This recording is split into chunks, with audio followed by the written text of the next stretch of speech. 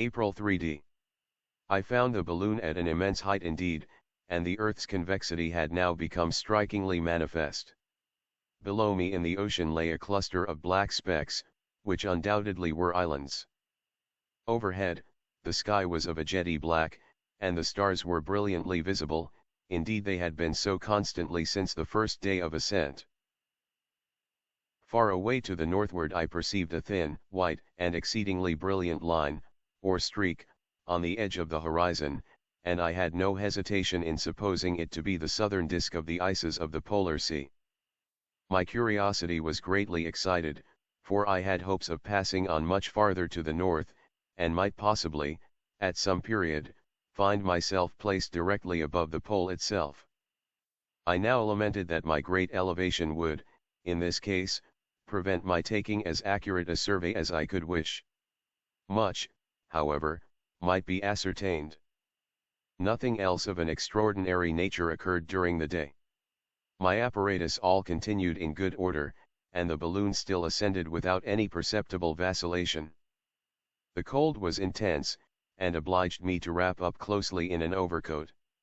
When darkness came over the earth, I betook myself to bed, although it was for many hours afterward broad daylight all around my immediate situation. The water clock was punctual in its duty, and I slept until next morning soundly, with the exception of the periodical interruption. April arose in good health and spirits, and was astonished at the singular change which had taken place in the appearance of the sea. It had lost, in a great measure, the deep tint of blue it had hitherto worn, being now of a grayish-white, and of a luster dazzling to the eye. The convexity of the ocean had become so evident, that the entire mass of the distant water seemed to be tumbling headlong over the abyss of the horizon, and I found myself listening on tiptoe for the echoes of the mighty cataract. The islands were no longer visible, whether they had passed down the horizon to the southeast, or whether my increasing elevation had left them out of sight, it is impossible to say. I was inclined, however, to the latter opinion. The rim of ice to the northward was growing more and more apparent. Cold by no means so intense. Nothing of importance occurred, and I passed the day in reading, having taken care to supply myself with books. April beheld the singular phenomenon of the sun rising while nearly the whole visible surface of the earth continued to be involved in darkness. In time, however, the light spread itself over all, and I again saw the line of ice to the northward. It was now very distinct, and appeared of a much darker hue than the waters of the ocean. I was evidently approaching it, and with great rapidity. Fancied I could again distinguish a strip of land to the eastward, and one also to the westward, but could not be certain. Weather moderate. Nothing of any consequence happened during the day. Went early to bed. April 6 FH. Was surprised at finding the rim of ice at a very moderate distance, and an immense field of the same material stretching away off to the horizon in the north. It was evident that if the balloon held its present course, it would soon arrive above the frozen ocean, and I had now little doubt of ultimately seeing the pole. During the whole of the day I continued to near the ice. Toward night the limits of my horizon very suddenly and materially increased, owing undoubtedly to the Earth's form being that of an oblate spheroid, and my arriving above the flattened regions in the vicinity of the Arctic Circle. When darkness at length overtook me, I went to bed in great anxiety, fearing to pass over the object of so much curiosity when I should have no opportunity of observing it. April arose early, and, to my great joy, at length beheld what there could be no hesitation in supposing the northern pole itself. It was there, beyond a doubt, and immediately beneath my feet, but, alas! I had now ascended to so vast a distance, that nothing could with accuracy be discerned. Indeed, to judge from the progression of the numbers indicating my various altitudes, respectively, at different periods, between 6 a.m. on the 2nd of April, and 20 minutes before 9 a.m. of the same day, at which time the barometer ran down, it might be fairly inferred that the balloon had now, at 4 o'clock in the morning of April the 7th, reached a height of not less, certainly, than 70 to 54 miles above the surface of the sea. This elevation may appear immense, but the estimate upon which it is calculated gave a result in all probability far inferior to the truth. At all events, I undoubtedly beheld the whole of the Earth's major diameter. The entire northern hemisphere lay beneath me like a chart orthographically projected, and the great circle of the equator itself formed the boundary line of my horizon. Your Excellencies may, however, readily imagine that the confined regions hitherto unexplored within the limits of the Arctic Circle, although situated directly beneath me, and therefore seen without any appearance of being foreshortened, were still, in themselves, comparatively too diminutive, and at too great a distance from the point of sight, to admit of any very accurate examination. Nevertheless, what could be seen was of a nature singular and exciting. Northwardly from that huge rim before mentioned, and which, with slight qualification, may be called the limit of human discovery in these regions, one unbroken, or nearly unbroken, sheet of ice continues to extend. In the first few degrees of this its progress, its surface is very sensibly flattened, farther on depressed into a plane, and finally, becoming not a little concave, it terminates, at the pole itself, in a circular center, sharply defined, whose apparent diameter subtended at the balloon an angle of about 65 seconds, and whose dusky hue, varying in intensity, was, at all times, darker than any other spot upon the visible hemisphere, and occasionally deepened into the most absolute blackness. Farther than this, little could be ascertained. By 12 o'clock the circular center had materially decreased in circumference, and by 7 p.m. I lost sight of it entirely, the balloon passing over the western limb of the ice, and floating rapidly in the direction of the equator. April DTH found a sensible diminution in the Earth's apparent diameter, besides a material alteration in its general color and appearance. The whole visible area partook in different degrees of a tint of pale yellow, and in some portions had acquired a brilliancy even painful to the eye. My view downward was also considerably impeded by the dense atmosphere in the vicinity of the surface being loaded with clouds, between whose masses I could only now and then obtain a glimpse of the earth itself. This difficulty of direct vision had troubled me more or less for the last 48 hours, but my present enormous elevation brought closer together, as it were, the floating bodies of vapor, and the inconvenience became, of course, more and more palpable in proportion to my ascent. Nevertheless, I could easily perceive that the balloon now hovered above the range of Great Lakes in the continent of North America, and was holding a course, due south, which would soon bring me to the tropics. This circumstance did not fail to give me the most heartfelt satisfaction, and I hailed it as a happy omen of ultimate success. Indeed, the direction I had hitherto taken, had filled me with uneasiness, for it was evident that, had I continued it much longer, there would have been no possibility of my arriving at the moon at all, whose orbit is inclined to the ecliptic at only the small angle of 5 degrees 8 minutes 48 seconds. Strange as it may seem, it was only at this late period that I began to understand the great error I had committed, in not taking my departure from Earth at some point in the plane of the lunar ellipse. April GTH. Today the Earth's diameter was greatly diminished, and the color of the surface assumed hourly a deeper tint of yellow. The balloon kept steadily on her course to the southward, and arrived, at 9 p.m., over the northern edge of the Mexican Gulf. April 10th. I was suddenly aroused from slumber, about 5 o'clock this morning, by a loud, crackling, and terrific sound, for which I could in no manner account. It was of very brief duration, but, while it lasted, resembled nothing in the world of which I had any previous experience. It is needless to say that I became excessively alarmed, having, in the first instance, attributed the noise to the bursting of the balloon. I examined all my apparatus, however, with great attention, and could discover nothing out of order.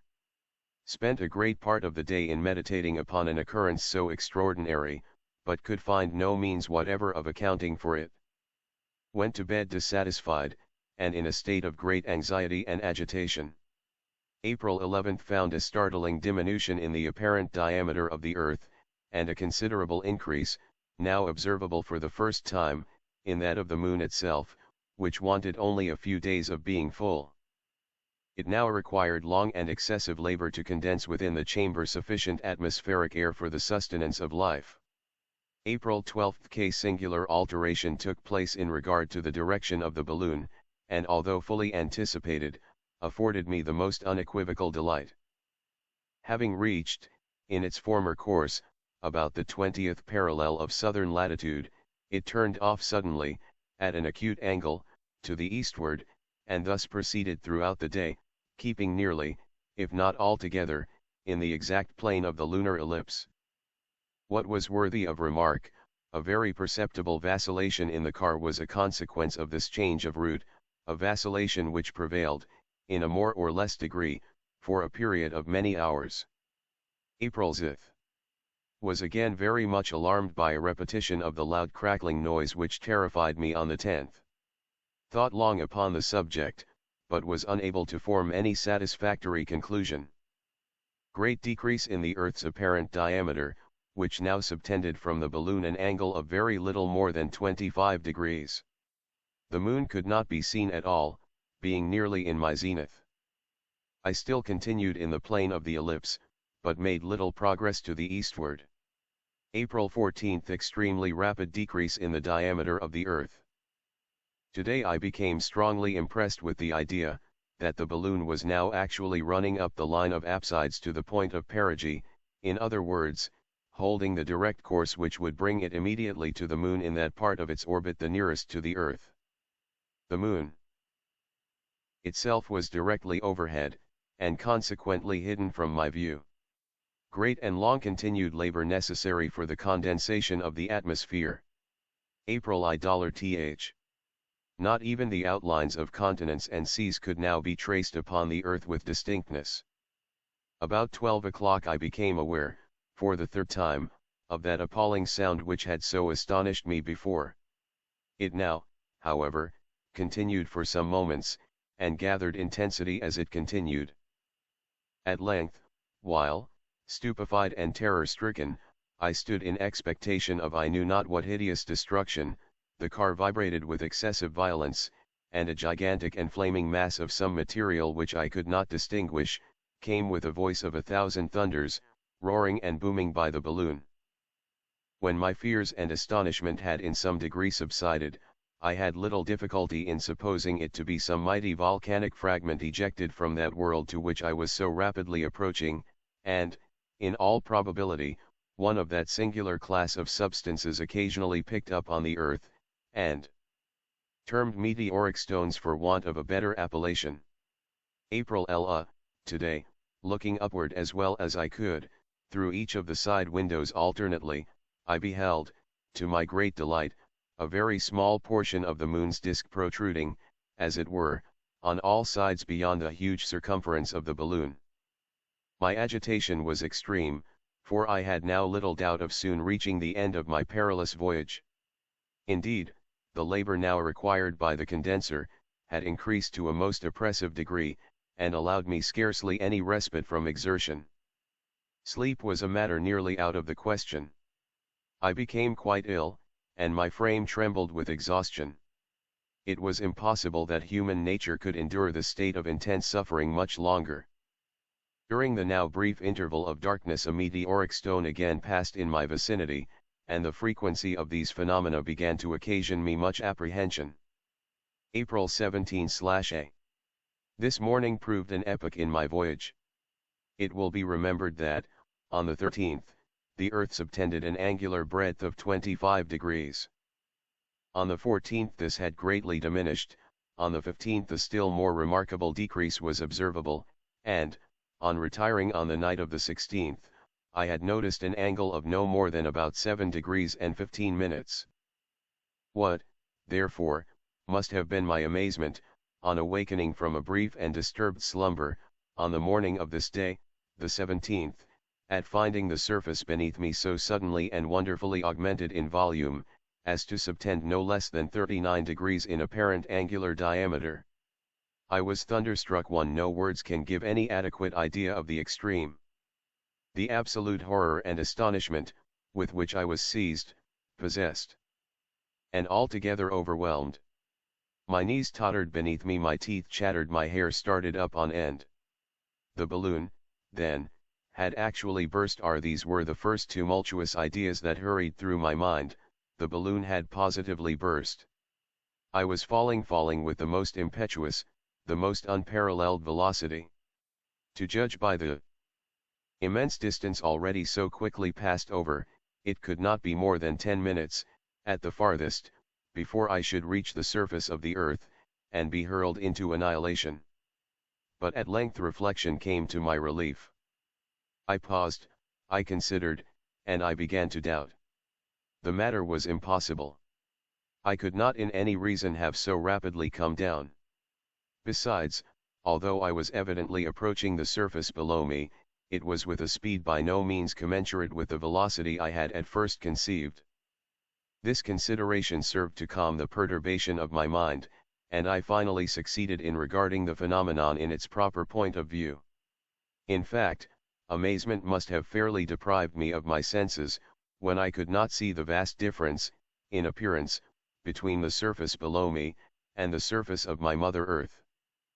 The latter was indeed over my head, and completely hidden by the balloon, while the moon itself in all its glory lay beneath me, and at my feet.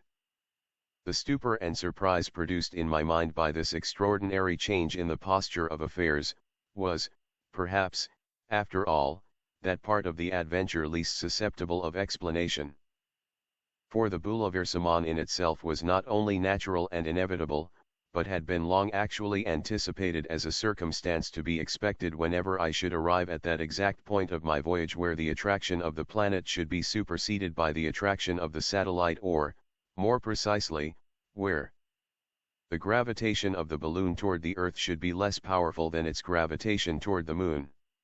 To be sure, I arose from a sound slumber, with all my senses in confusion, to the contemplation of a very startling phenomenon, and one which, although expected, was not expected at the moment. The revolution itself must, of course, have taken place in an easy and gradual manner, and it is by no means clear that, had I even been awake at the time of the occurrence, I should have been made aware of it by any internal evidence of an inversion, that is to say, by any inconvenience or disarrangement, either about my person or about my apparatus.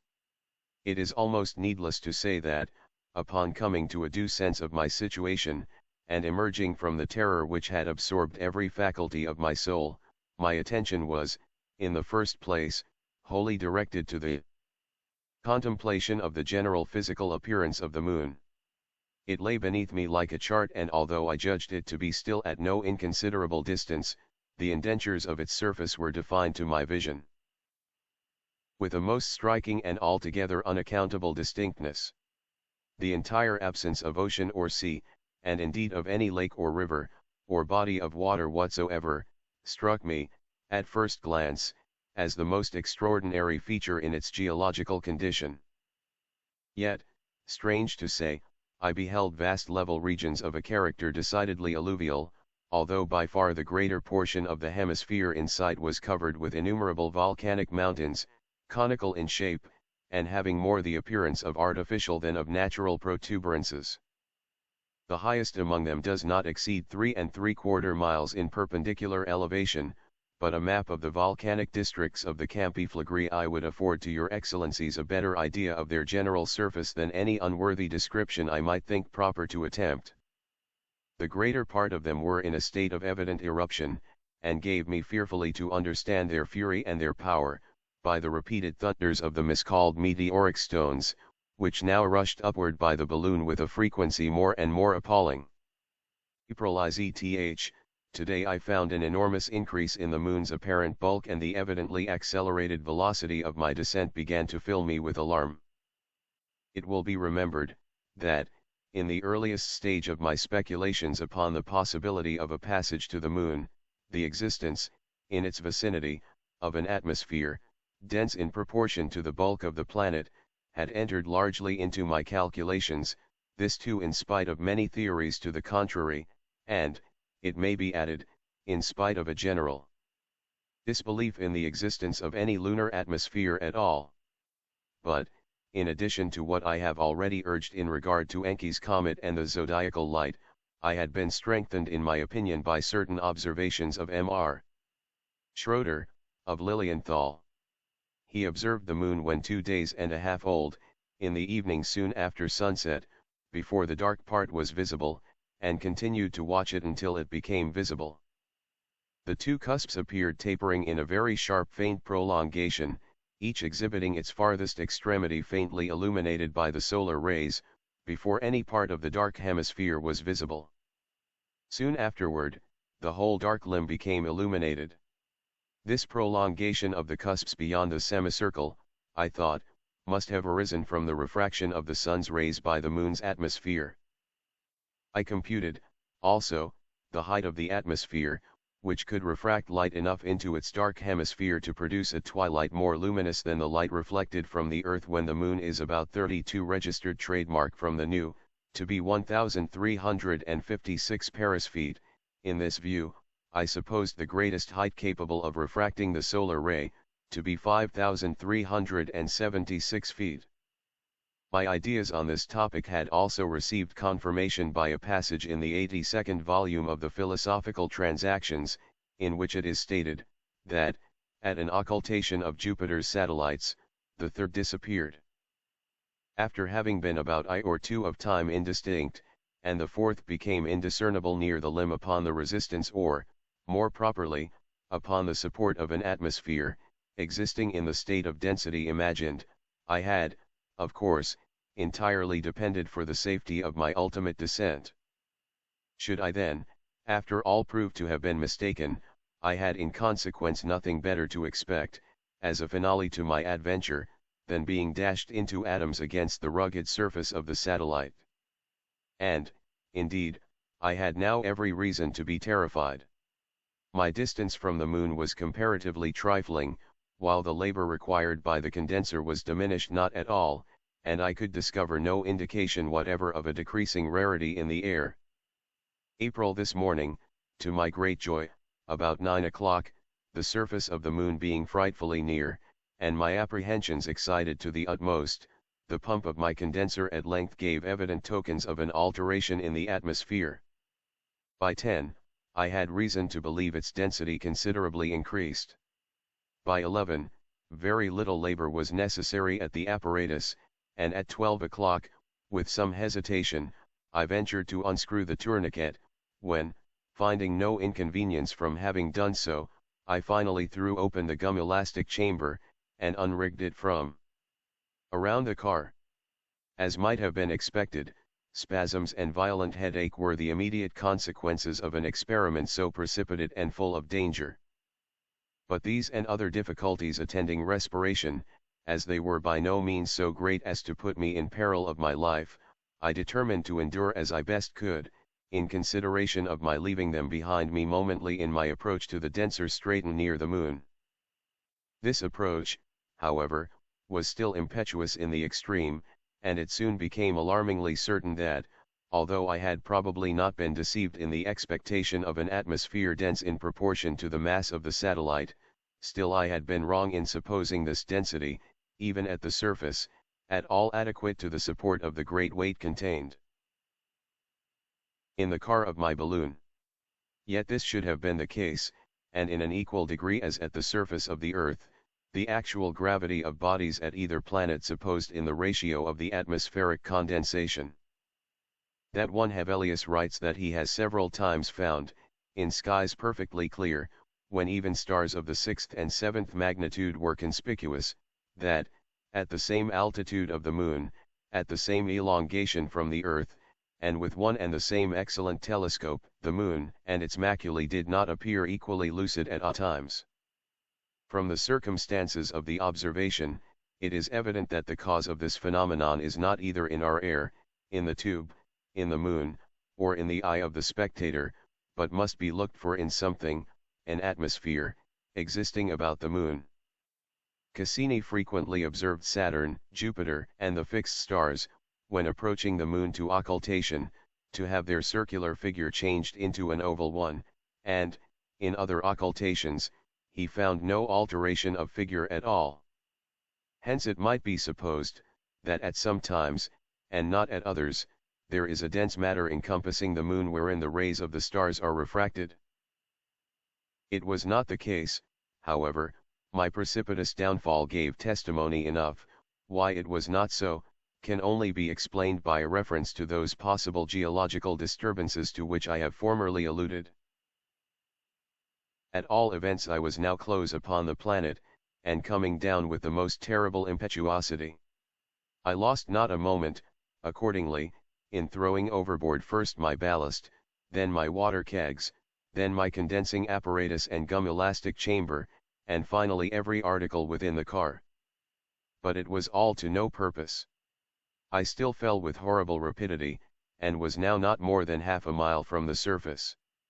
As a last resource, therefore, having got rid of my coat, hat, and boots, I cut loose from the balloon the car itself, which was of no inconsiderable weight, and thus, clinging with both hands to the network, I had barely time to observe that the whole country, as far as the eye could reach, was thickly interspersed with diminutive habitations, ere I tumbled headlong into the very heart of a fantastical-looking city, and into the middle of a vast crowd of ugly little people, who none of them uttered a single syllable, or gave themselves the least trouble to render me assistance, but stood, like a parcel of idiots, grinning in a ludicrous manner, and eyeing me and my balloon askant, with their arms set akimbo.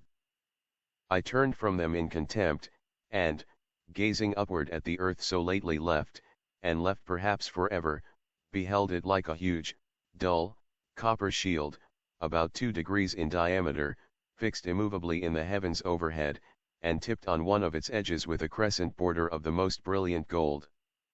No traces of land or water could be discovered, and the whole was clouded with variable spots, and belted with tropical and equatorial zones. Thus, may it please your excellencies, after a series of great anxieties, unheard of dangers, and unparalleled escapes, I had, at length, on the 19th day of my departure from Rotterdam, arrived in safety at the conclusion of a voyage undoubtedly the most extraordinary, and the most momentous, ever accomplished, undertaken, or conceived by any denizen of earth. But my adventures yet remain to be related.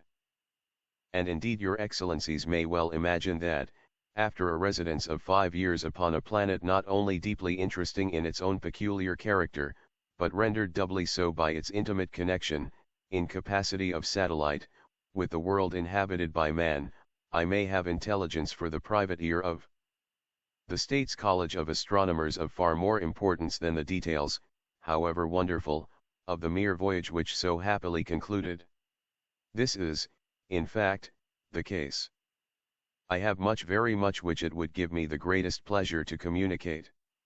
I have much to say of the climate of the planet, of its wonderful alternations of heat and cold, of unmitigated and burning sunshine for one fortnight, and more than polar frigidity for the next, of a constant transfer of moisture, by distillation like that in vacuo, from the point beneath the sun to the point the farthest from it, of a variable zone of running water, of the people themselves, of their manners, customs, and political institutions, of their peculiar physical construction, of their ugliness, of their want of airs, those useless appendages in an atmosphere so peculiarly modified, of their consequent ignorance of the use and properties of speech, of their substitute for speech in a singular method of intercommunication, of the incomprehensible connection between each particular individual in the moon with some particular individual on the earth, a connection analogous with, and depending upon, that of the orbs of the planet and the satellite,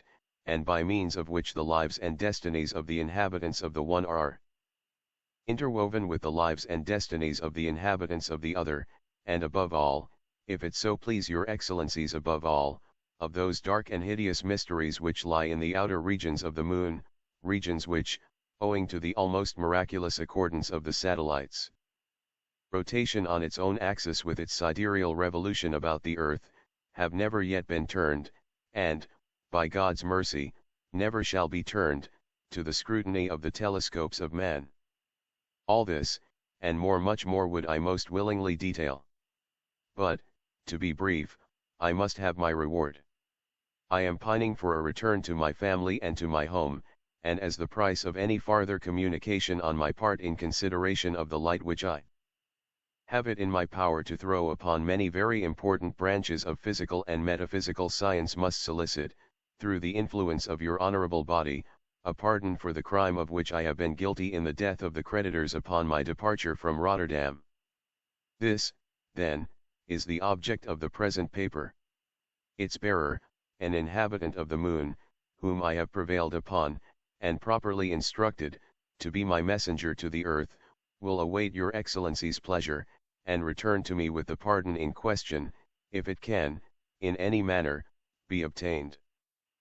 I have the honor to be, etc., your Excellency's very humble servant, Hans Pfaall. Upon finishing the perusal of Th's very extraordinary document, Professor Rubadub, it is said, dropped his pipe upon the ground in the extremity of his surprise, and Meneer Superbus van Underduk, having taken off his spectacles, wiped them, and deposited them in his pocket, so far forgot both himself and his dignity, as to turn round 3 times upon his heel in the quintessence of astonishment and admiration.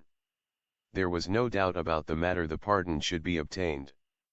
So at least swore, with a round oath, Professor Rubadub, and so finally thought the illustrious von Underduk, as he took the arm of Ms. Brother in science, and without sa3 a word, began to make the best of his way home to deliberate upon the measures to be adopted. Having reached the door, however, of the burgomaster's dwelling, the professor ventured to suggest that as the messenger had thought proper to disappear, no doubt frightened to death by the savage appearance of the burghers of Rotterdam, the pardon would be of little use, as no one but a man of the moon would undertake a voyage to so vast a distance.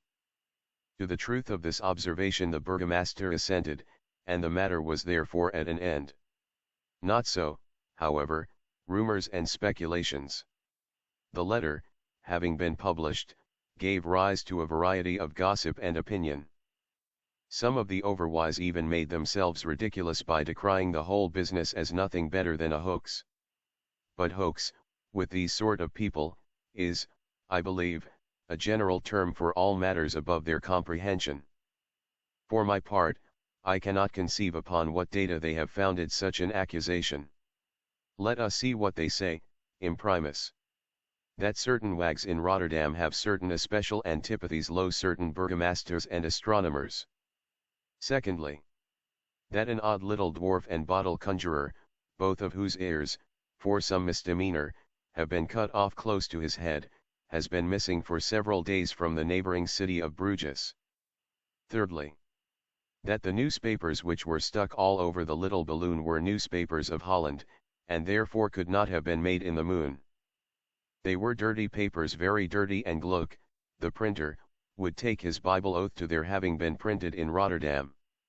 Fourthly, that Hans Pfaall himself, the drunken villain, and the 3 very idle gentlemen styled his creditors, were all seen, no longer than 2 or 3 days ago, in a tippling house in the suburbs, having just returned, with money in their pockets, from a trip beyond the sea. Lastly, that it is an opinion very generally received, or which ought to be generally received, that the College of Astronomers in the city of Rotterdam, as well as all other colleges in all other parts of the world, not to mention colleges and astronomers in general, are, to say the least of the matter, not a whit better, nor greater, nor wiser than they ought to be. Note: strictly speaking, there is but little similarity between the above sketchy trifle and the celebrated moon story of Mr. Locke, but as both have the character of hoaxes, although the one is in a tone of banter, the other of downright earnest, and as both hoaxes are on the same subject, the moon, moreover, as both attempt to give plausibility by scientific detail, the author of Hans Pfaall thinks it necessary to say, in self-defense, that his own Jeu d'Esprit was published in the Southern Literary Messenger about 3 weeks before the commencement of Mr. L's in the New York Sunday.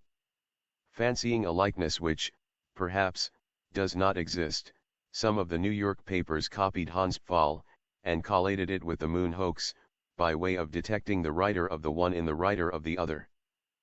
As many more persons were actually gulled by the moon hoax than would be willing to acknowledge the fact, it may here afford some little amusement to show why no one should have been deceived to point out those particulars of the story which should have been sufficient to establish its real character. Indeed, however rich the imagination displayed in this ingenious fiction, it wanted much of the force which might have been given it by a more scrupulous attention to facts and to general analogy. That the public were misled, even for an instant, merely proves the gross ignorance which is so generally prevalent upon subjects of an astronomical nature. The moon's distance from the earth is, in round numbers, 240,000 miles. If we desire to ascertain how near, apparently, a lens would bring the satellite, or any distant object, we, of course, have but to divide the distance by the magnifying or, more strictly, by the space-penetrating power of the glass. Mr. L makes his LNS have a power of 42,000 times. By this divide 240,000, the moon's real distance, and we have 5 miles and 5/7, as the apparent distance. No animal at all could be seen so far, much less the minute points particularized in the story. Mr. L speaks about Sir John Herschel's perceiving flowers, the Papaver, etc., and even detecting the color and the shape of the eyes of small birds. Shortly before, too, he has himself observed that the lens would not render perceptible objects of less than 18 inches in diameter, but even this, as I have said, is giving the glass by far too great power. It may be observed, in passing, that this prodigious glass is said to have been moulded at the glass house of Messrs. Hartley and Grant, in Dumbarton, but Messrs. H&G's establishment had ceased operations for many years previous to the publication of the hoax. On page 13, pamphlet edition, speaking of a hairy veil over the eyes of a species of bison, the author says, it immediately occurred to the acute mind of Drive Herschel that this was a providential contrivance to protect the eyes of the animal from the great extremes of light and darkness to which all the inhabitants of our side of the moon are periodically subjected. But this cannot be thought a very acute observation of the doctors. The inhabitants of our side of the moon have, evidently, no darkness at all, so there can be nothing of the extremes mentioned. In the absence of the sun they have a light from the earth equal to that of 13 full unclouded moons. The topography throughout, even when professing to accord with Blunt's lunar chart, is entirely at variance with that or any other lunar chart, and even grossly at variance with itself. The points of the compass, too, are in inextricable confusion, the writer appearing to be ignorant that, on a lunar map, these are not in accordance with terrestrial points, the east being to the left, etc. Deceived, perhaps, by the vague titles, Mare Nubium, Mare Tranquillitatis SF Mare Fecunditatis SF etc., given to the dark spots by former astronomers, Mr. L has entered into details regarding oceans and other large bodies of water in the moon, whereas there is no astronomical point more positively ascertained than that no such bodies exist there. In examining the boundary between light and darkness, in the crescent or gibbous moon, where this boundary crosses any of the dark places, the line of division is found to be rough and jagged, but, were these dark places liquid, it would evidently be even. The description of the wings of the man-bat, on page 21, is but a literal copy of Peter Wilkins' account of the wings of his flying Icelanders. This simple fact should have induced suspicion, at least, it might be thought.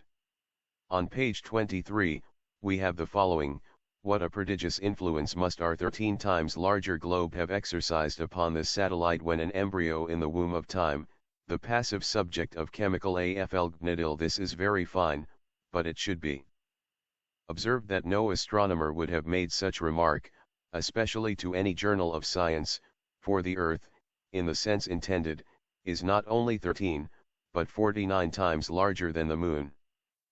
A similar objection applies to the whole of the concluding pages, where, By way of introduction to some discoveries in Saturn, the philosophical correspondent enters into a minute schoolboy account of that planet, this to the Edinburgh Journal of Science. But there is one point, in particular, which should have betrayed the fiction.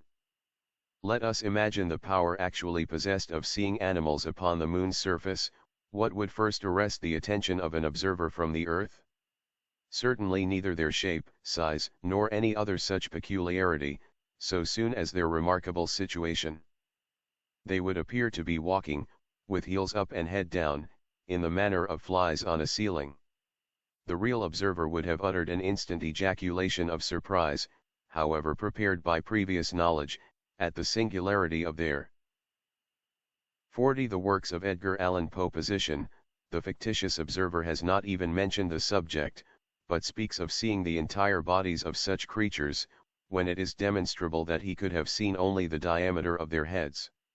It might as well be remarked, in conclusion, that the size, and particularly the powers of the man-bats, for example, their ability to fly in so rare an atmosphere, if, indeed, the moon have any, with most of the other fancies in regard to animal and vegetable existence, are at variance, generally, with all analogical reasoning on these themes, and that analogy here will often amount to conclusive demonstration. It is, perhaps, scarcely necessary to add, that all the suggestions attributed to Brewster and Herschel, in the beginning of the article, about a transfusion of artificial light through the focal object of vision, etc., etc., belong to that species of figurative writing which comes, most properly, under the denomination of rigmarole. There is a real and very definite limit to optical discovery among the stars, limit whose nature need only be stated to be understood.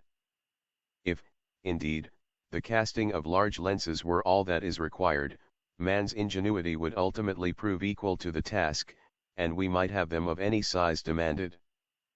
But, unhappily, in proportion to the increase of size in the lens, and consequently, of space-penetrating power, is the diminution of light from the object, by diffusion of its rays. And for this evil there is no remedy within human ability, for an object is seen by means of that light alone which proceeds from itself, whether direct or reflected. Thus the only artificial light which could avail Mr. Locke, would be some artificial light which he should be able to throw not upon the focal object of vision, but upon the real object to be viewed, to wit, and upon the moon. It has been easily calculated that, when the light proceeding from a star becomes so diffused as to be as weak as the natural light proceeding from the whole of the stars, in a clear and moonless night, then the star is no longer visible for any practical purpose. The Earl of Rosse telescope, lately constructed in England, has a speculum with a reflecting surface of 0.4071 square inches, the Herschel telescope having one of only 0.1811. The metal of the Earl of Rosse is 6 feet in diameter, it is 554 inches thick at the edges, and 5 at the center. The weight is 3 tons. The focal length is 50 feet. I have lately read a singular and somewhat ingenious little book, whose title page runs thus: L'homme dans l'ivine, oule voyage chimérique fait au monde de l'alvene, nouveau element découvert par Dominique Gonzalez, adjointurier Espignol, autrement dit le courrier volant. Miss N. Notre Langue par JBDA Paris, chez François Piat, Pres La Fontaine de Saint-Benoist. Et chez J. Goinard, au premier piqueur de la grande salle du palais, proche les consultations, Mxlai. pp.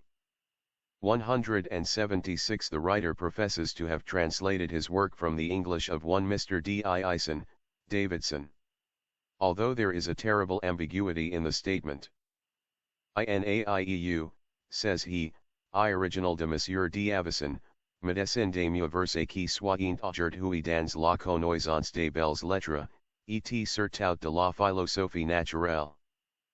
Il lui a cette obligation entre les autres, de moir non seulement mis en main ce livre en anglais, mais encore le manuscrit du Sieur Thomas d'Anon, Jean de l'Homme Echo Soise, recommandable pour sa vertu, sur la version duquel j'ai advoqué JITMLE plan de l'homme. After some irrelevant adventures, much in the manner of Gil Bias, and which occupy the first 30 pages, the author relates that, being ill during a sea voyage, the crew abandoned him, together with a Negro servant, on the island of St. Helena. To Mcr. By and by these are taught to carry parcels of some weight, and this weight is gradually increased. At length the idea is entertained of uniting the force of a great number of the birds, with a view to raising the author himself. A machine is contrived for the purpose, and we have a minute description of it, which is materially helped out by a steel engraving.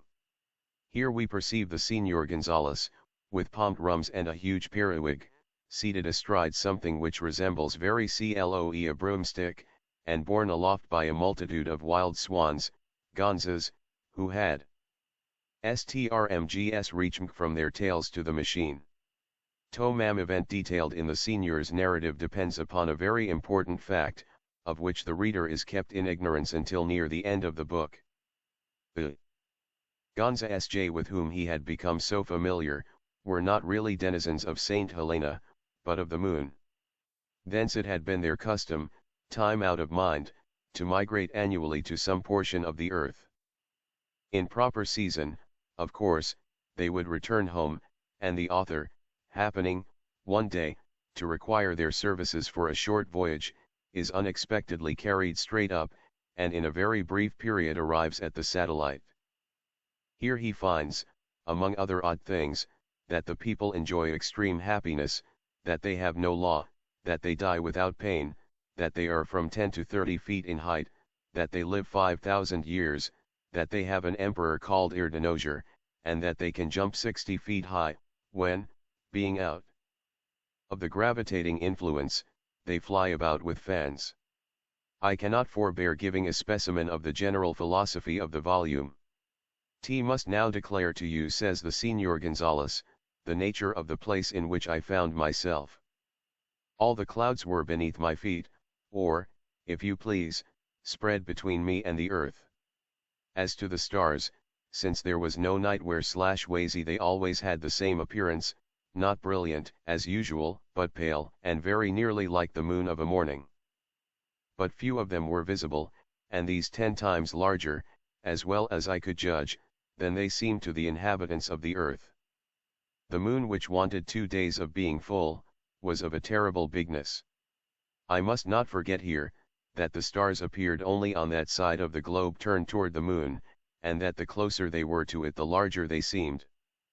I have also to inform you that, whether it was calm weather or stormy, I found myself always immediately between the moon and the earth.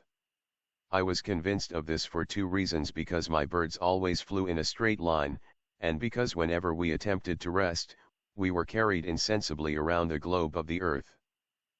For I admit the opinion of Copernicus, who maintains that it never ceases to revolve from the east to the west, not upon the poles of the equinoctial, commonly called the poles of the world, but upon those of the zodiac, a question of which I propose to speak more at length hereafter, when I shall have leisure to refresh my memory in regard to the astrology which I learned at Salamanca when young, and have since forgotten.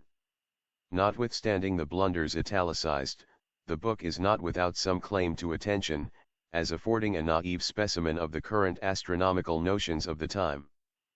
One of these assumed, that the gravitating power extended but a short distance from the earth's surface, and, accordingly, we find our voyager carried insensibly around the globe, etc. There have been other voyages to the moon, but none of higher merit than the one just mentioned. That of Bergerac is utterly meaningless. In the 3rd volume of the American Quarterly Review will be found quite an elaborate criticism upon a certain journey of the kind in question, a criticism in which it is difficult to say whether the critic most exposes the stupidity of the book, or his own absurd ignorance of astronomy. I forget the title of the work, but the means of the voyage are more deplorably ill-conceived than are even the gonzas of our friend the Signor Gonzales. The adventurer, in digging the earth, happens to discover a peculiar metal for which the moon has a strong attraction, and straightway constructs of it a box, which, when cast loose from its terrestrial fastenings, flies with him, forthwith, to the satellite. The Flight of Thomas O'Rourke is a jeu d'esprit not altogether contemptible, and has been translated into German. Thomas, the hero, was, in fact, the gamekeeper of an Irish peer, whose eccentricities gave rise to the tale. The flight is made on an eagle's back, from Hungry Hill, a lofty mountain at the end of Bantry Bay. In these various brochures the aim is always satirical, the theme being a description of Lunarian customs as compared with ours. In none, is there any effort at plausibility in the details of the voyage itself. The writers seem, in each instance, to be utterly uninformed in respect to astronomy.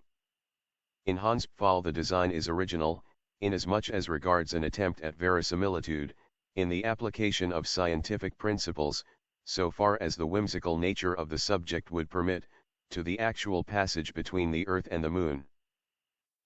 What ho! What ho! This fellow is dancing mad one he hath been bitten by the tarantula. All in the wrong many years ago, I contracted an intimacy with a Mr. William Legrand. He was of an ancient Huguenot family, and had once been wealthy, but a series of misfortunes had reduced him to want. To avoid the mortification consequent upon his disasters, he left New Orleans, the city of his forefathers, and took up his residence at Sullivan's Island, near Charleston, South Carolina. This island is a very singular one. It consists of little else than the sea sand, and is about 3 miles long. Its breadth at no point exceeds 1/4 mile. It is separated from the mainland by a scarcely perceptible creek, oozing its way through a wilderness of reeds and slime, a favorite resort of the marsh hen. The vegetation, as might be supposed, is scant, or at least dwarfish. No trees of any magnitude are to be seen. Near the western extremity, where Fort Moultrie stands, and where are some miserable frame buildings, tenanted, during summer, by the fugitives from Charleston dust and fever, may be found, indeed, the bristly palmetto, but the whole island, with the exception of this western point, and a line of hard, white beach on the sea coast, is covered with a dense undergrowth of the sweet myrtle so much prized by the horticulturists of England. The shrub here often attains the height of 15 or 20 feet, and forms an almost impenetrable coppice, burthening the air with its fragrance. In the inmost recesses of this coppice, not far from the eastern or more remote end of the island, Legrand had built himself a small hut, which he occupied when I first, by mere accident, made his acquaintance. This soon ripened into friendship, for there was much in the recluse to excite interest and esteem. I found him well educated, with unusual powers of mind, but infected with misanthropy, and subject to perverse moods of alternate enthusiasm and melancholy. He had with him many books, but rarely employed them. His chief amusements were gunning and fishing, or sauntering along the beach and through the myrtles, in quest of shells or entomological specimens. His collection of the latter might have been envied by a Swammerdam. In these excursions he was usually accompanied by an old negro, called Jupiter, who had been manumitted before 43. The reverses of the family, but who could be induced, neither by threats nor by promises, to abandon what he considered his right of attendance upon the footsteps of his young Massa Will. It is not improbable that the relatives of Legrand, conceiving him to be somewhat unsettled in intellect, had contrived to instill this obstinacy into Jupiter, with a view to the supervision and guardianship of the wanderer. The winters in the latitude of Sullivan's Island are seldom very severe, and in the fall of the year it is a rare event indeed when a fire is considered necessary. About the middle of October, there occurred, however, a day of remarkable chilliness. Just before sunset I scrambled my way through the evergreens to the hut of my friend, whom I had not visited for several weeks, my residence being, at that time, in Charleston, a distance of 9 miles from the island, while the facilities of passage and repassage were very far behind those of the present day. Upon reaching the hut I rapped, as was my custom, and getting no reply, sought for the key where I knew it was secreted, unlocked the door, and went in. A fine fire was blazing upon the hearth. It was a novelty, and by no means an ungrateful one. I threw off an overcoat, took an armchair by the crackling logs, and awaited patiently the arrival of my hosts. Soon after dark they arrived, and gave me a most cordial welcome. Jupiter, grinning from ear to ear, bustled about to prepare some marsh hens for supper. Legrand was in one of his fits, how else shall I term them? Of enthusiasm. He had found an unknown bivalve, forming a new genus, and, more than this, he had hunted down and secured, with Jupiter's assistance, a scarabceres which he believed to be totally new, but in respect to which he wished to have my opinion on the morrow. And why not tonight? I asked, rubbing my hands over the blaze, and wishing the whole tribe of scarabcei at the devil. Ah, if I had only known you were here, said Legrand, but it's so long since I saw you, and how could I foresee that you would pay me it? Visit this very night of all others. As I was coming home I met Lieutenant G, from the fort, and, very foolishly, I lent him the bug, so it will be impossible for you to see it until the morning. Stay here tonight, and I will send Jup down for it at sunrise. It is the loveliest thing in creation. What? Sunrise? Nonsense, no. The bug. It is of a brilliant gold color about the size of a large hickory nut with two jet black spots near one extremity of the back, and another, somewhat longer, at the other. The antenno are dey ain't no tin in him, Massa Will, I keep a tellin' on you, here interrupted Jupiter, de bug is a ghoul bug, solid, every bit of him, inside and all, sep him wing never feel half so heavy a bug in my life.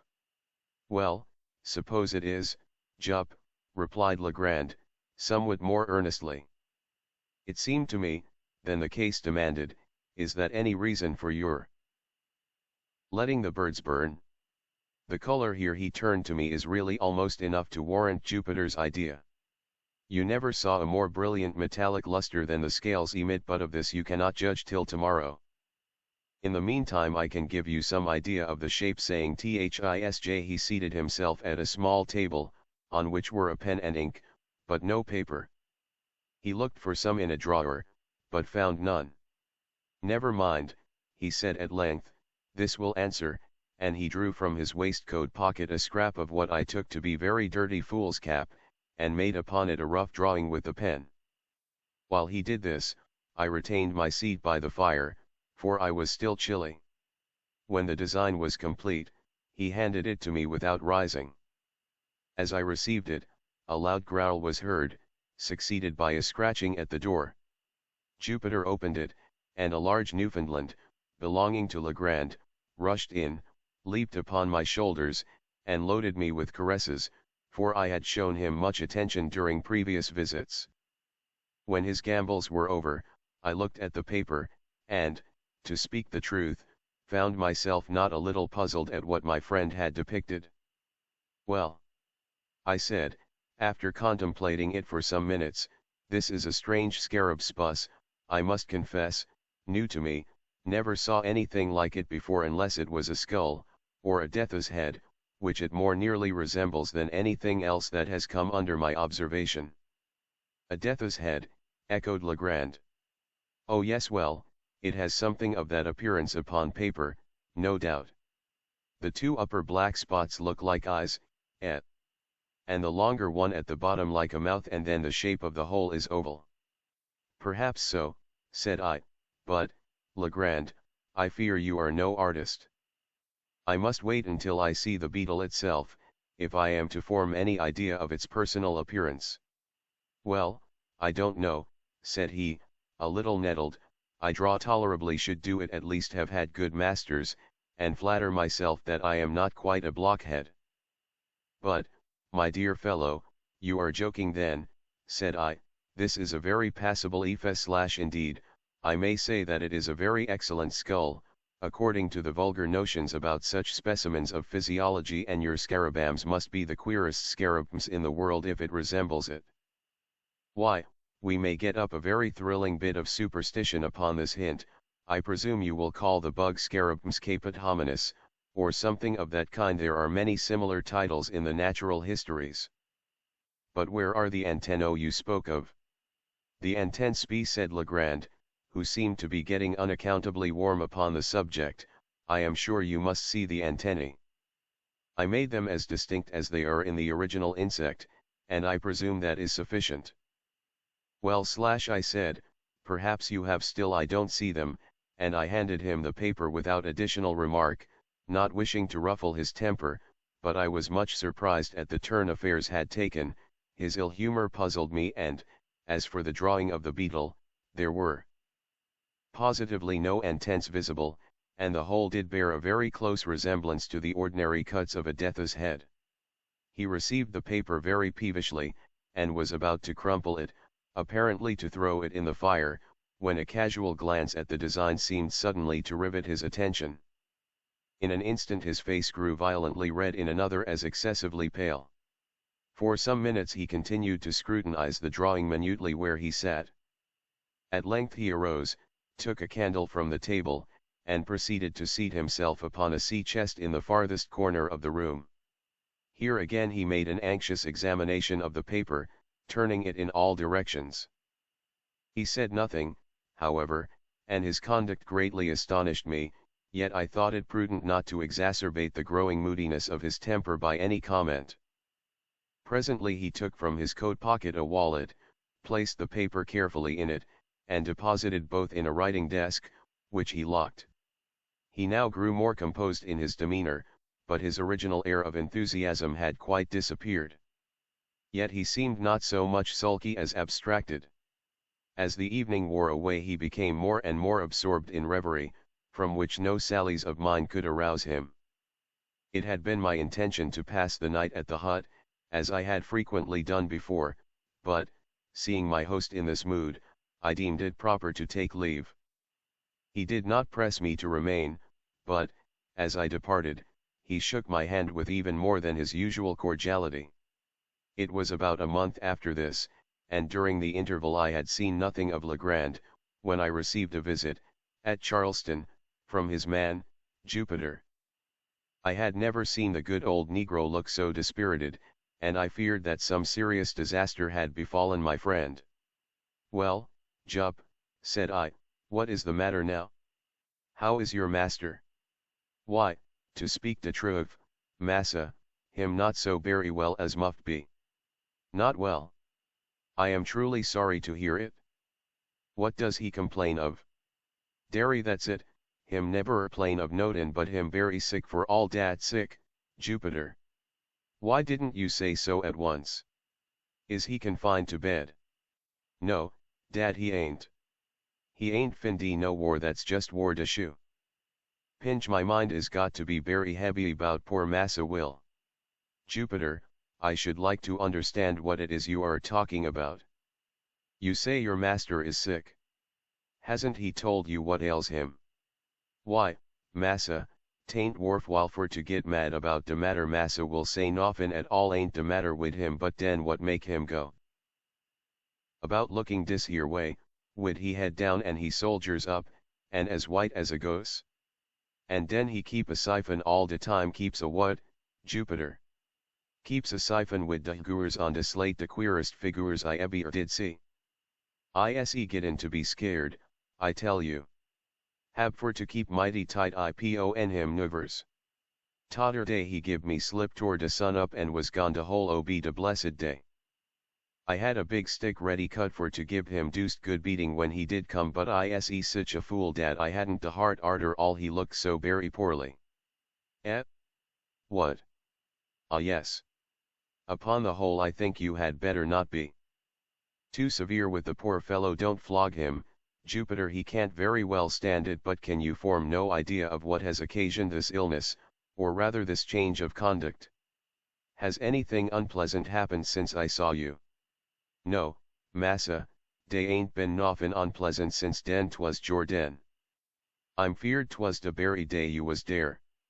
"How, what do you mean?" "Why, massa, I mean de bug dere now." "The what?" "De bug. I'm berry sartain dat massa will been bit somewhere bout de head by dat ghoul bug."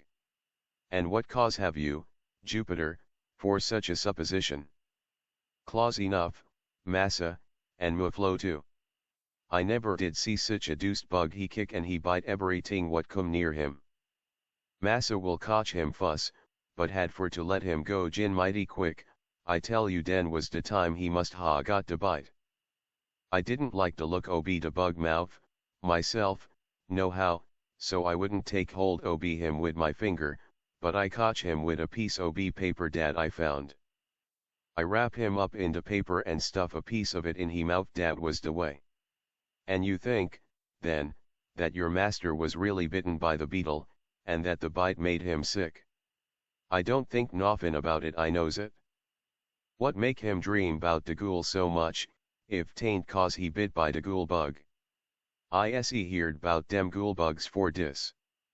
But how do you know he dreams about gold? How I know? Why, cause he talk about it in he sleep, that's how I knows.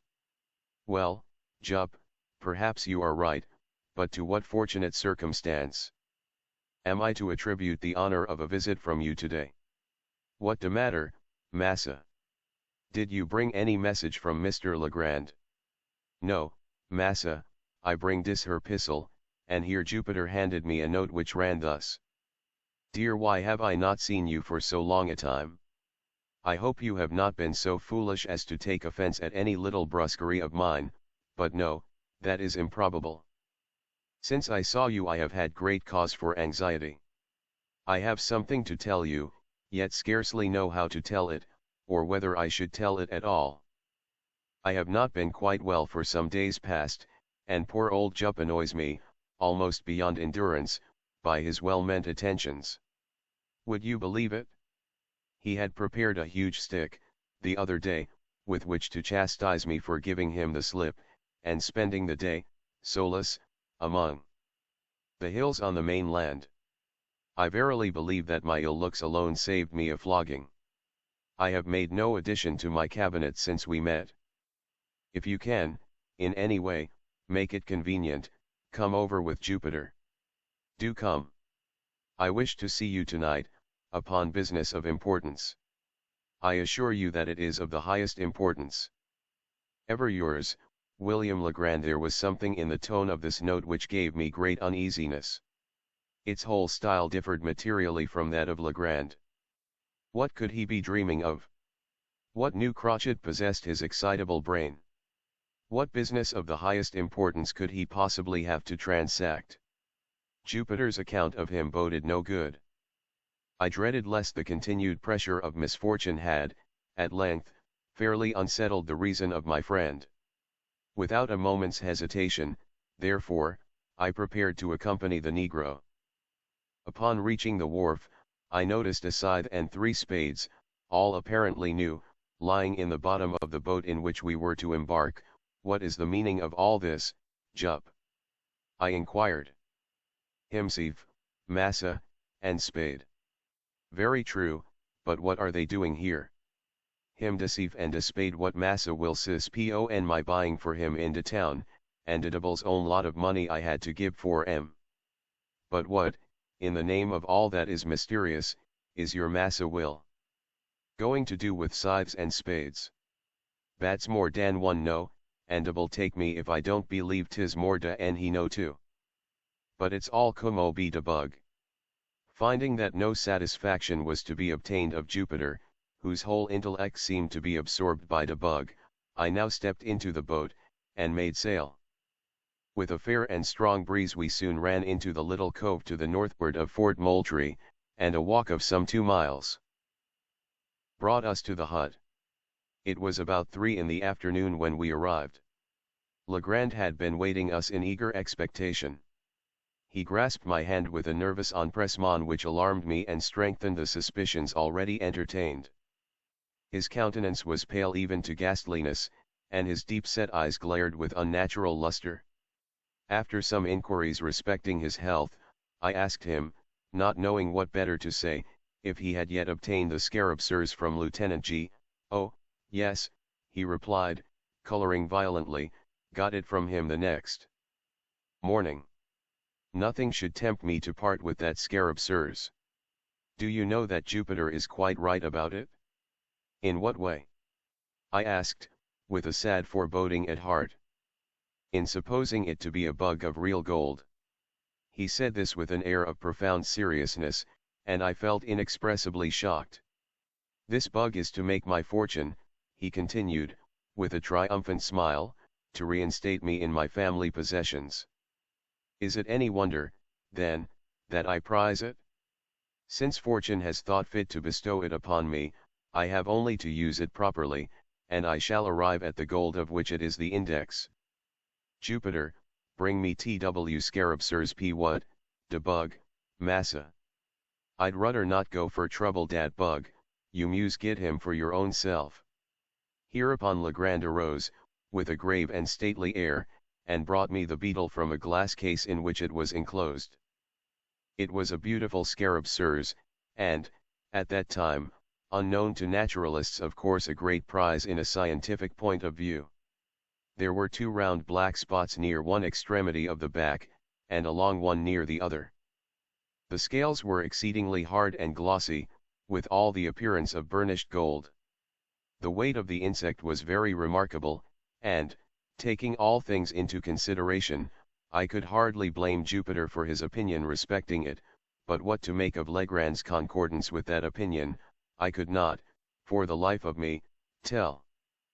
I sent for you, said he, in a grandiloquent tone, when I had completed my examination of the beetle. I sent for you that I might have your counsel and assistance in furthering the views of fate and of the bug. My dear Legrand, I cried, interrupting him, you are certainly well, and had better use some little precautions. You shall go to bed, and I will remain with you a few days, until you get over this. You are feverish and are feel my pulse, said he.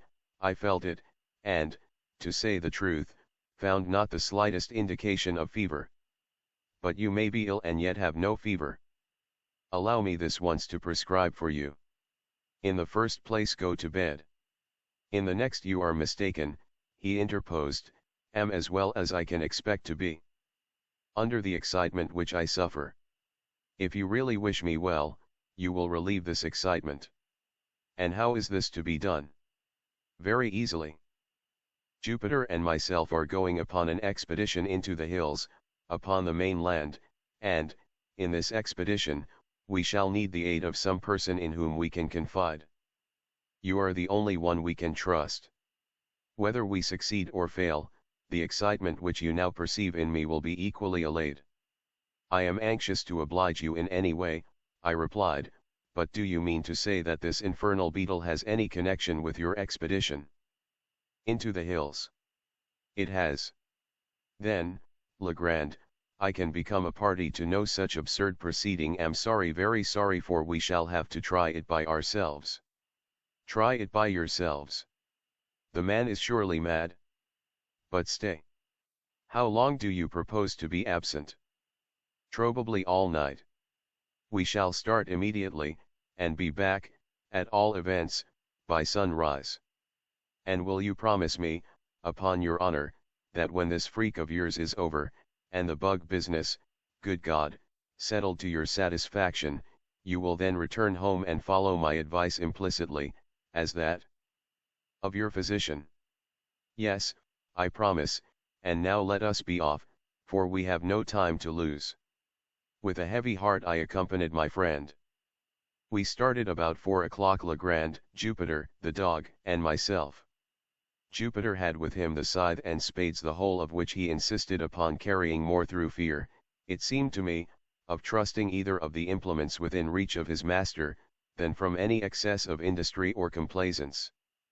His demeanor was dogged in the extreme, and "dat deuced bug" were the sole words which escaped his lips during the journey. For my own part, I had charge of a couple of dark lanterns, while Legrand contented himself with the scarab sirs, which he carried attached to the end of a bit of whipcord, twirling it to and fro, with the air of a conjurer, as he went. When I observed this last, plain evidence of my friend's aberration of mind, I could scarcely refrain from tears.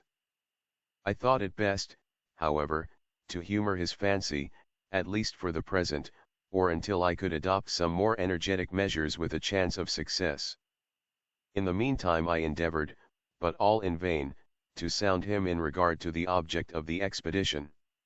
Having succeeded in inducing me to accompany him, he seemed unwilling to hold conversation upon any topic of minor importance, and to all my questions vouchsafed no other reply than "we shall see."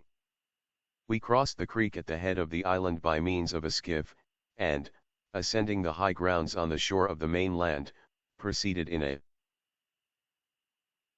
northwesterly direction, through a tract of country excessively wild and desolate, where no trace of a human footstep was to be seen.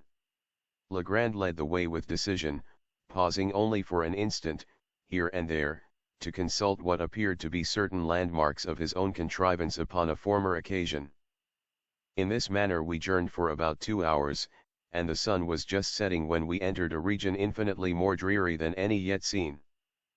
It was a species of tableland, near the summit of an almost inaccessible hill, densely wooded from base to pinnacle, and interspersed with huge crags that appeared to lie loosely upon the soil, and in many cases were prevented from precipitating themselves into the valleys below, merely by the support of the trees against which they reclined.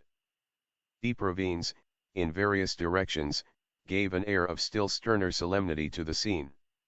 The natural platform to which we had clambered was thickly overgrown with brambles, through which we soon discovered that it would have been impossible to force our way but for the scythe, and Jupiter, by direction of his master, proceeded to clear for us a path to the foot of an enormously tall tulip tree, which stood, with some 8 or 10 oaks, upon the level, and far surpassed them all, and all other trees which I had then ever seen, in the beauty of its foliage and form, in the wide spread of its branches, and in the general majesty of its appearance.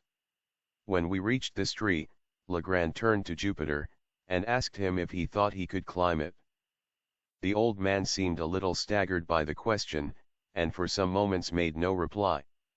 At length he approached the huge trunk, walked slowly around it, and examined it with minute attention.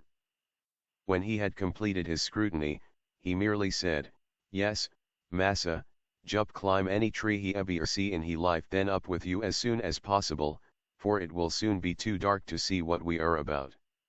"How far muse go up, massa?" inquired Jupiter. "Get up the main trunk first, and then I will tell you which way to go, and here stop, take this beetle with you." "De bug, massa will." "De gulbugle," cried the negro, drawing back in dismay. "What for muse tote de bug way up de tree, and if I do?" "If you are afraid, Jup, a great big negro like you, to take hold of a harmless little dead beetle, why you can carry it up by the string, but, if you do not take it up with you in some way, I shall be under the necessity of breaking your head with this shovel." "What de matter now, massa?" said Jup, evidently shamed into compliance. "Always want for to raise fuss wid old nigger. Was only funnin' anyhow. Me feared de bug. What I care for de bug." Here he took cautiously hold of the extreme end of the string, and, maintaining the insect as far from his person as circumstances would permit, prepared to ascend the tree. In youth, the tulip tree, or Liriodendron tulipiferum, the most magnificent of American foresters, has a trunk peculiarly smooth, and often rises to a great height without lateral branches, but, in its riper age, the bark becomes gnarled and uneven, while many short limbs make their appearance on the stem. Thus the difficulty of ascension, in the present case, lay more in semblance than in reality. Embracing the huge cylinder, as closely as possible, with his arms and knees, seizing with his hands some projections, and resting his naked toes upon others, Jupiter, after 1 or 2 narrow escapes from falling, at length wriggled himself into the first great fork, and seemed to consider the whole business as virtually accomplished. The risk of the achievement was, in fact, now over, although the climber was some 60 or 70 feet from the ground. "Which way muse go now, Massa Will?" he asked. "Keep up the largest branch, the one on this side," said Legrand. The negro obeyed him promptly, and apparently with but little trouble, ascending higher and higher, until no glimpse of his squat figure could be obtained through the dense foliage which enveloped it. Presently his voice was heard in a sort of halloo. "How much fudder is got for go?" "How high up are you?" asked Legrand. "Ebby or so fur," replied the negro, "can see de sky fru de top ob de tree." "Never mind the sky, but attend to what I say. Look down the trunk and count the limbs below you on this side. How many limbs have you passed?" "1, 2, 3, 4, 5. I done pass 5 big limb, massa po and dis side." "Then go 1 limb higher." In a few minutes the voice was heard again, announcing that the 7th limb was attained. "Now, Jup," cried Legrand, evidently much excited, "I want you to work your way out upon that limb as far as you can. If you see anything strange let me know." By this time what little doubt I might have entertained of my poor friend's insanity was put finally at rest. I had no alternative but to conclude him stricken with lunacy, and I became seriously anxious about getting him home. While I was pondering upon what was best to be done, Jupiter's voice was again heard. "Mos feared for to venture po and dis limb very far, 'tis dead limb putty much all de way."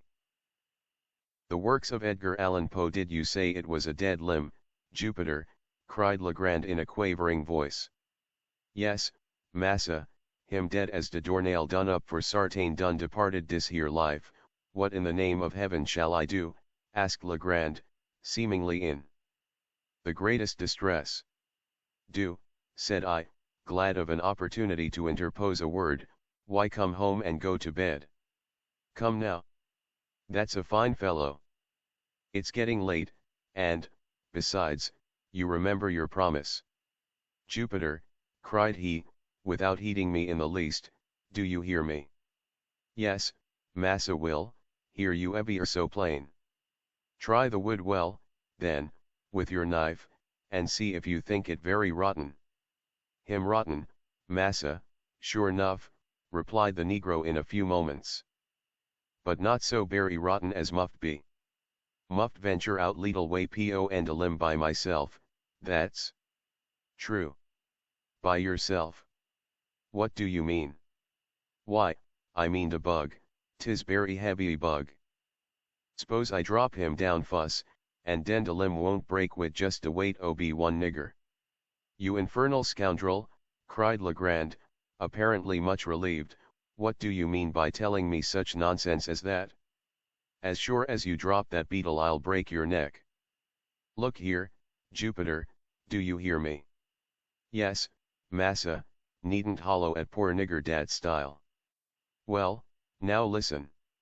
If you will venture out on the limb as far as you think safe, and not let go the beetle, I'll make you a present of a $1 as soon as you get down." "I'm gwine, Massa Will, deed I is," replied the negro very promptly. "Mos out to the end now, to the end here," fairly screamed Legrand. "Do you say you are out to the end of that limb?" "Soon be to de end, Massa o. Lord Gola Marcel, what is dis here po and a tree?" "Well," cried Legrand, highly delighted, "what is it?" "Why, 'tain't noffin but a skull somebody bin left him head up de tree, and de crows done gobble every bit ob de meat off." "A skull, you say? Very well, how is it fastened to the limb, what holds it on?" "Sure nuff, massa, muse look. Why, dis berry cura circumstance, po and my word, dere's a great big nail in de skull, what fastens ob it onto de tree." "Well now, Jupiter, do exactly as I tell you, do you hear?" "Yes, massa." "The gold bug, tay attention, then find the left eye of the skull." "Hum. Hool, that's good. Why, dey ain't no eye left at all. Curse your stupidity. Do you know your right hand from your left?" "Yes, I knows dat, know all bout dat, 'tis my left hand what I chops." "The wood wid. To be sure, you are left-handed, and your left eye is on the same side as your left hand.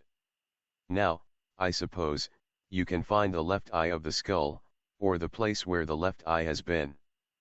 "Have you found it?" Here was a long pause. At length the negro asked, is de left eye ob de skull po and de same side as de left hand ob de skull too? Cause de skull ain't got not a bit ob a hand at all, never mind. I got de left eye now, here de left eye. What muse do with it?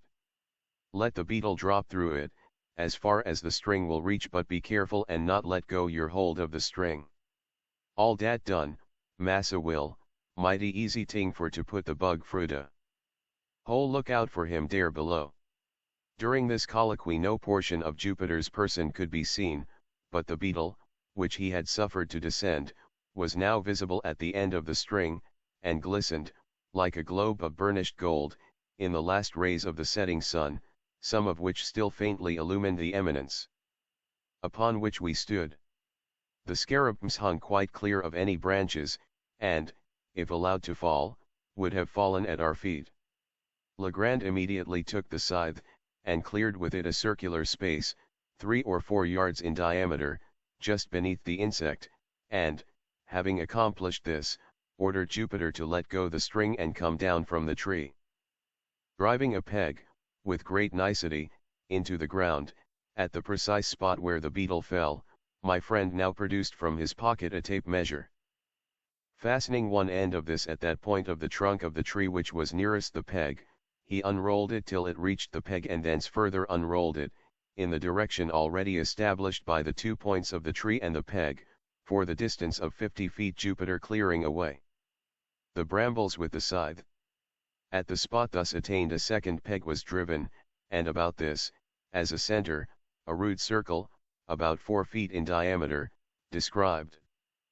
Taking now a spade himself, and giving one to Jupiter and one to me, Legrand begged us to set about digging as quickly as possible.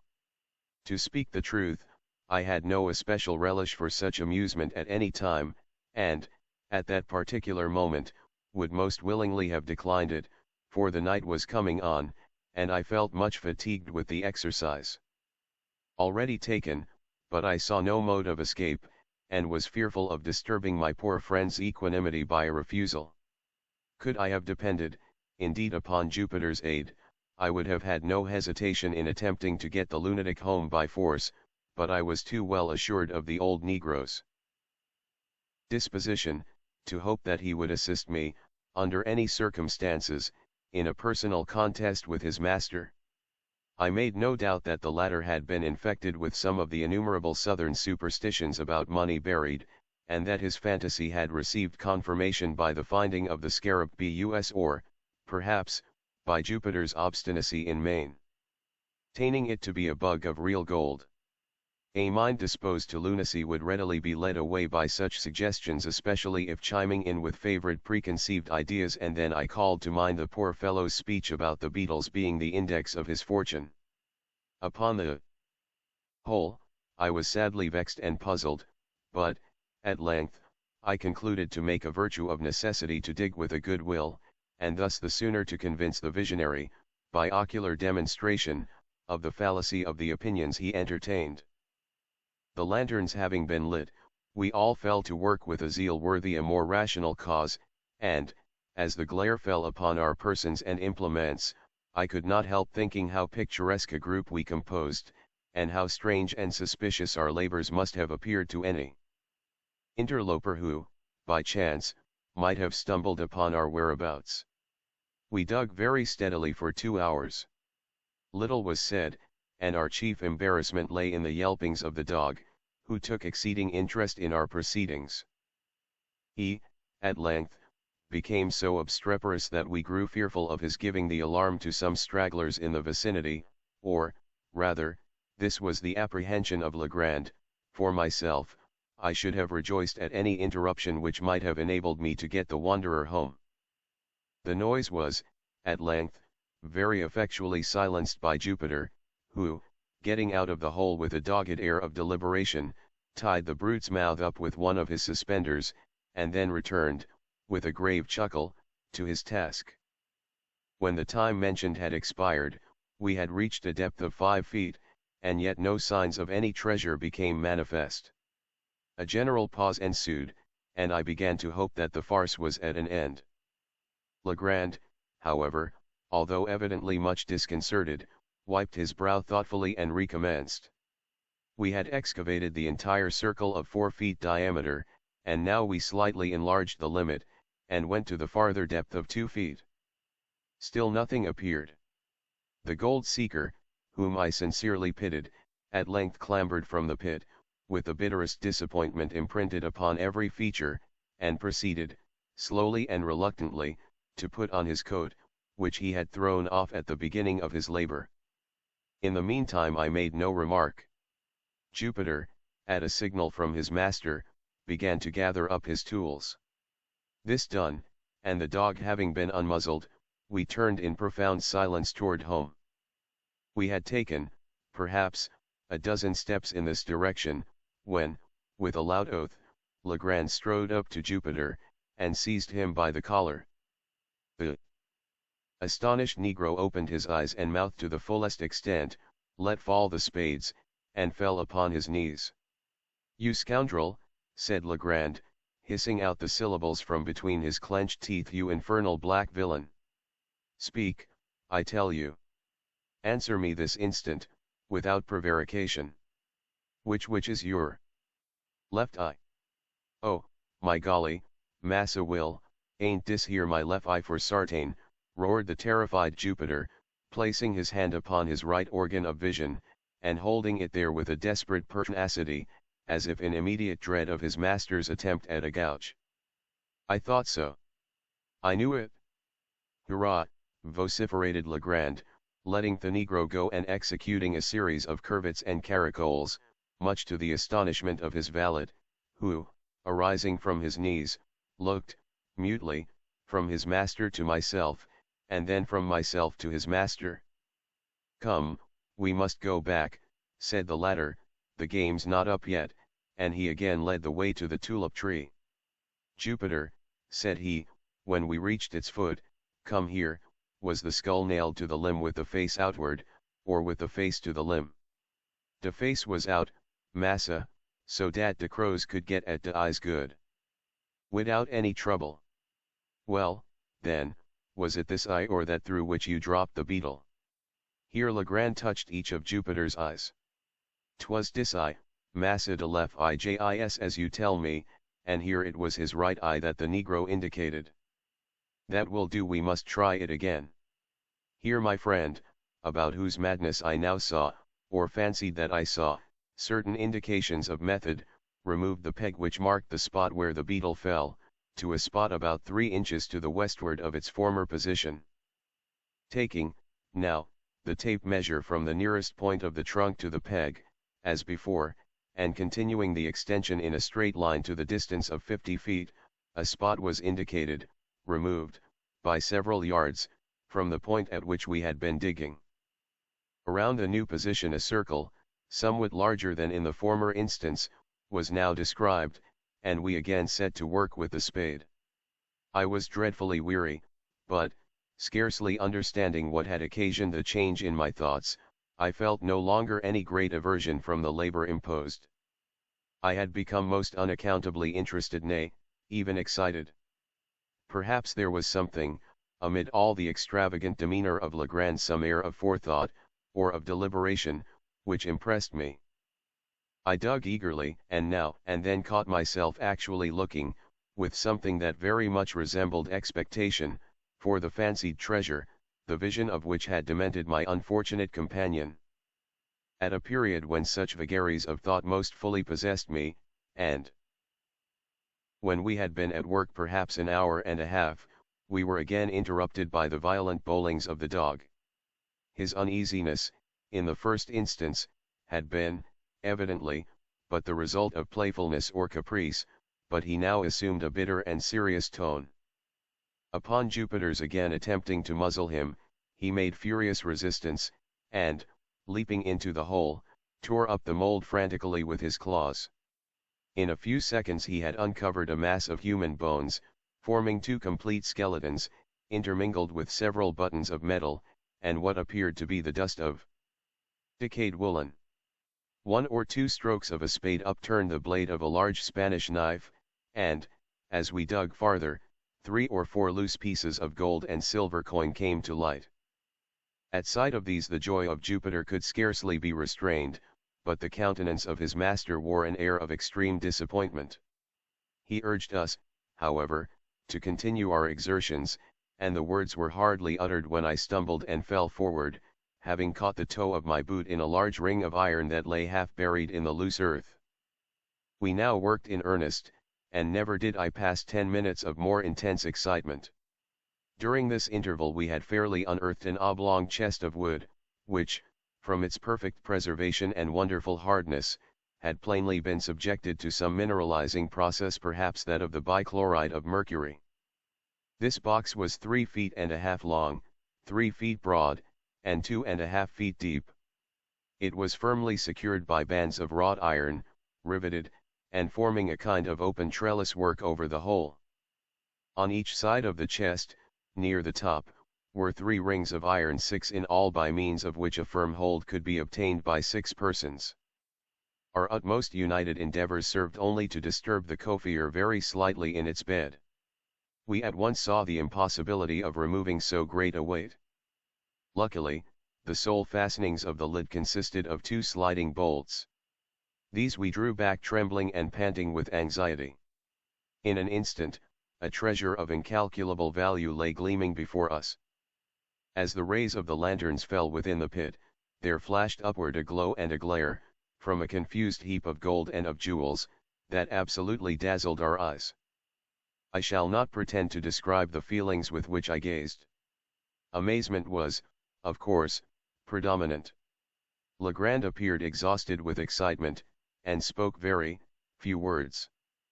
Jupiter's countenance wore, for some minutes, as deadly a pallor as it is possible, in the nature of things, for any Negro's visage to assume. He seemed stupefied, thunderstricken. Presently he fell upon his knees in the pit, and burying his naked arms up to the elbows in gold, let them there remain, as if enjoying the luxury of a bath.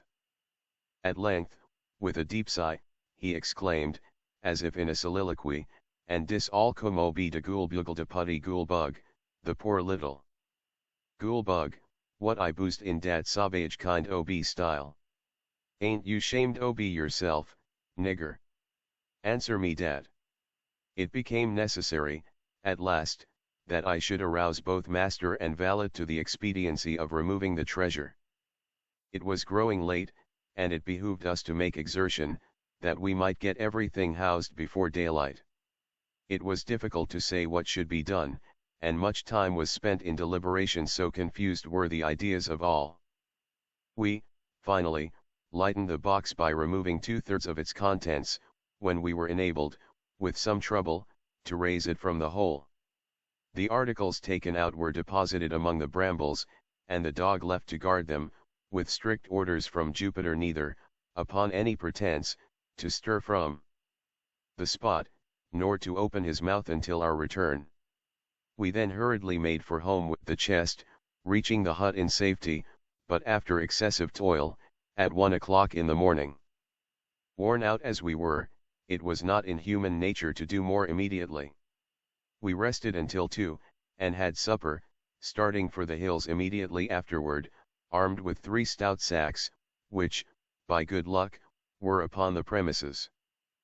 A little before 4 we arrived at the pit, divided the remainder of the booty, as equally as might be, among us, and, leaving the holes unfilled, again set out for the hut, at which, for the second time, we deposited our golden burthens, just as the first faint streaks of the dawn gleamed from over the tree tops in the east. We were now thoroughly broken down, but the intense excitement of the time denied us repose. After an unquiet slumber of some 3 or 4 hours' duration, we arose, as if by preconcert, to make examination of our treasure. The chest had been full to the brim, and we spent the whole day, and the greater part of the next night, in a scrutiny of its contents. There had been nothing like order or arrangement.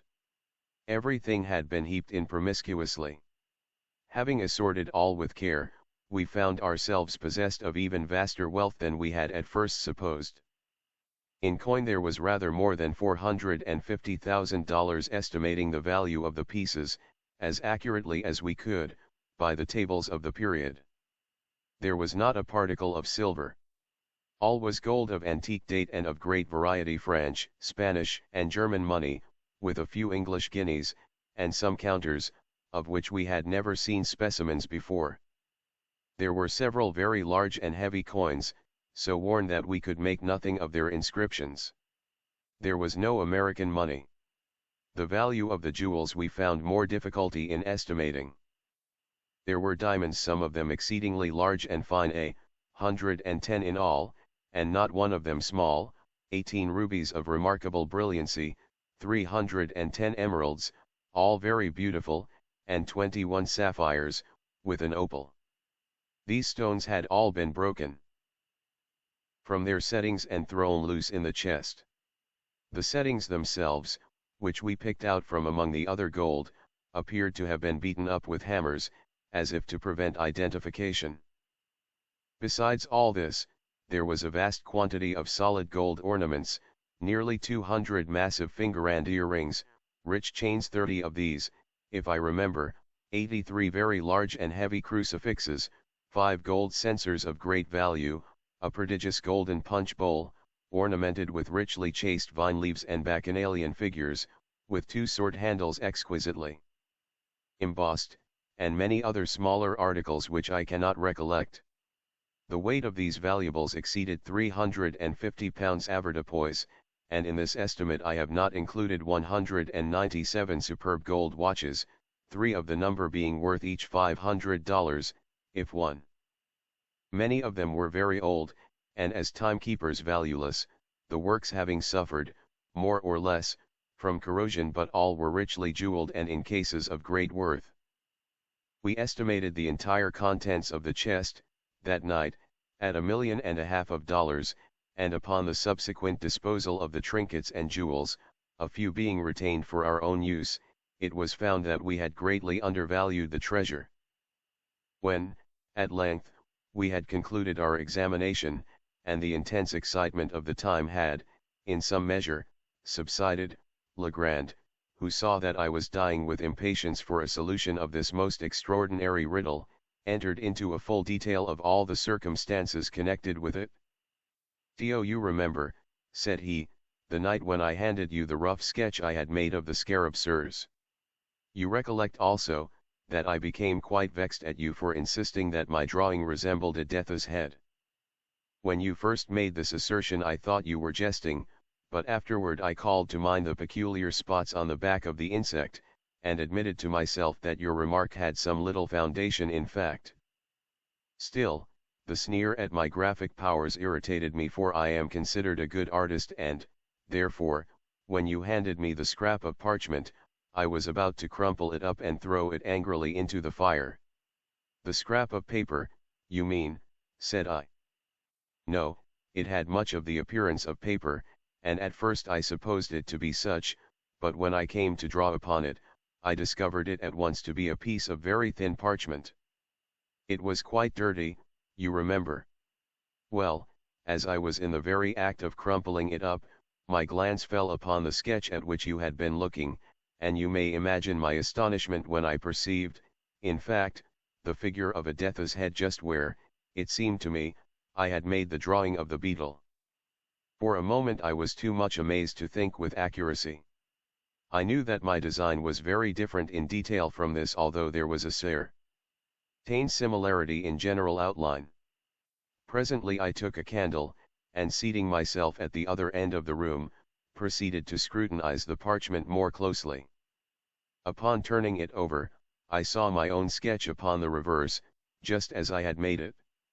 My first idea, now, was mere surprise at the really remarkable similarity of outline, at the singular coincidence involved in the fact that, unknown to me, there should have been a skull upon the other side of the parchment, immediately beneath my figure of the scarabæus, and that this skull, not only in outline, but in size, should so closely resemble my drawing. I say the singularity of this coincidence absolutely stupefied me for a time. This is the usual effect of such coincidences. The mind struggles to establish a connection, a sequence of cause and effect, and, being unable to do so, suffers a species of temporary paralysis. But, When I recovered from this stupor, there dawned upon me gradually a conviction which startled me even far more than the coincidence. I began distinctly, positively, to remember that there had been no drawing upon the parchment when I made my sketch of the scarab sirs. I became perfectly certain of this, for I recollected turning up first one side and then the other, in search of the cleanest spot. Had the skull been then there, of course I could not have failed to notice it.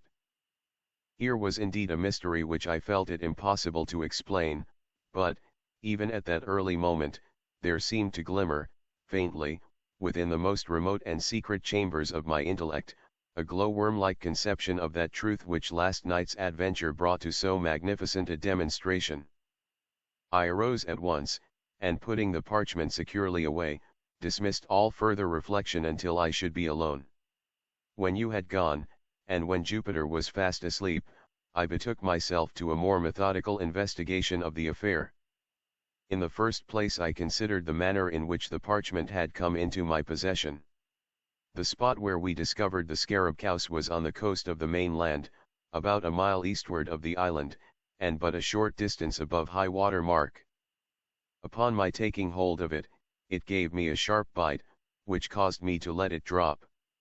Jupiter, with his accustomed caution, before seizing the insect, which had flown toward him, looked about him for a leaf, or something of that nature, by which to take hold of it.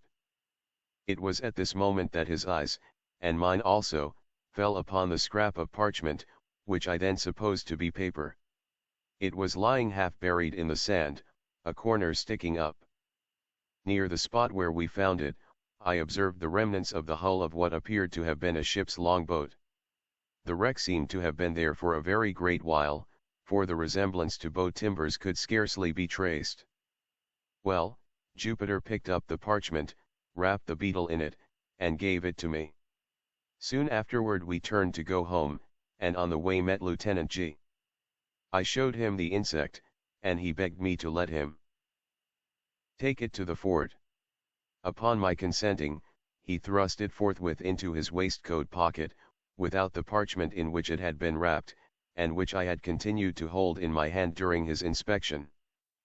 Perhaps he dreaded my changing my mind, and thought it best to make sure of the prize at once. You know how enthusiastic he is on all subjects connected with natural history.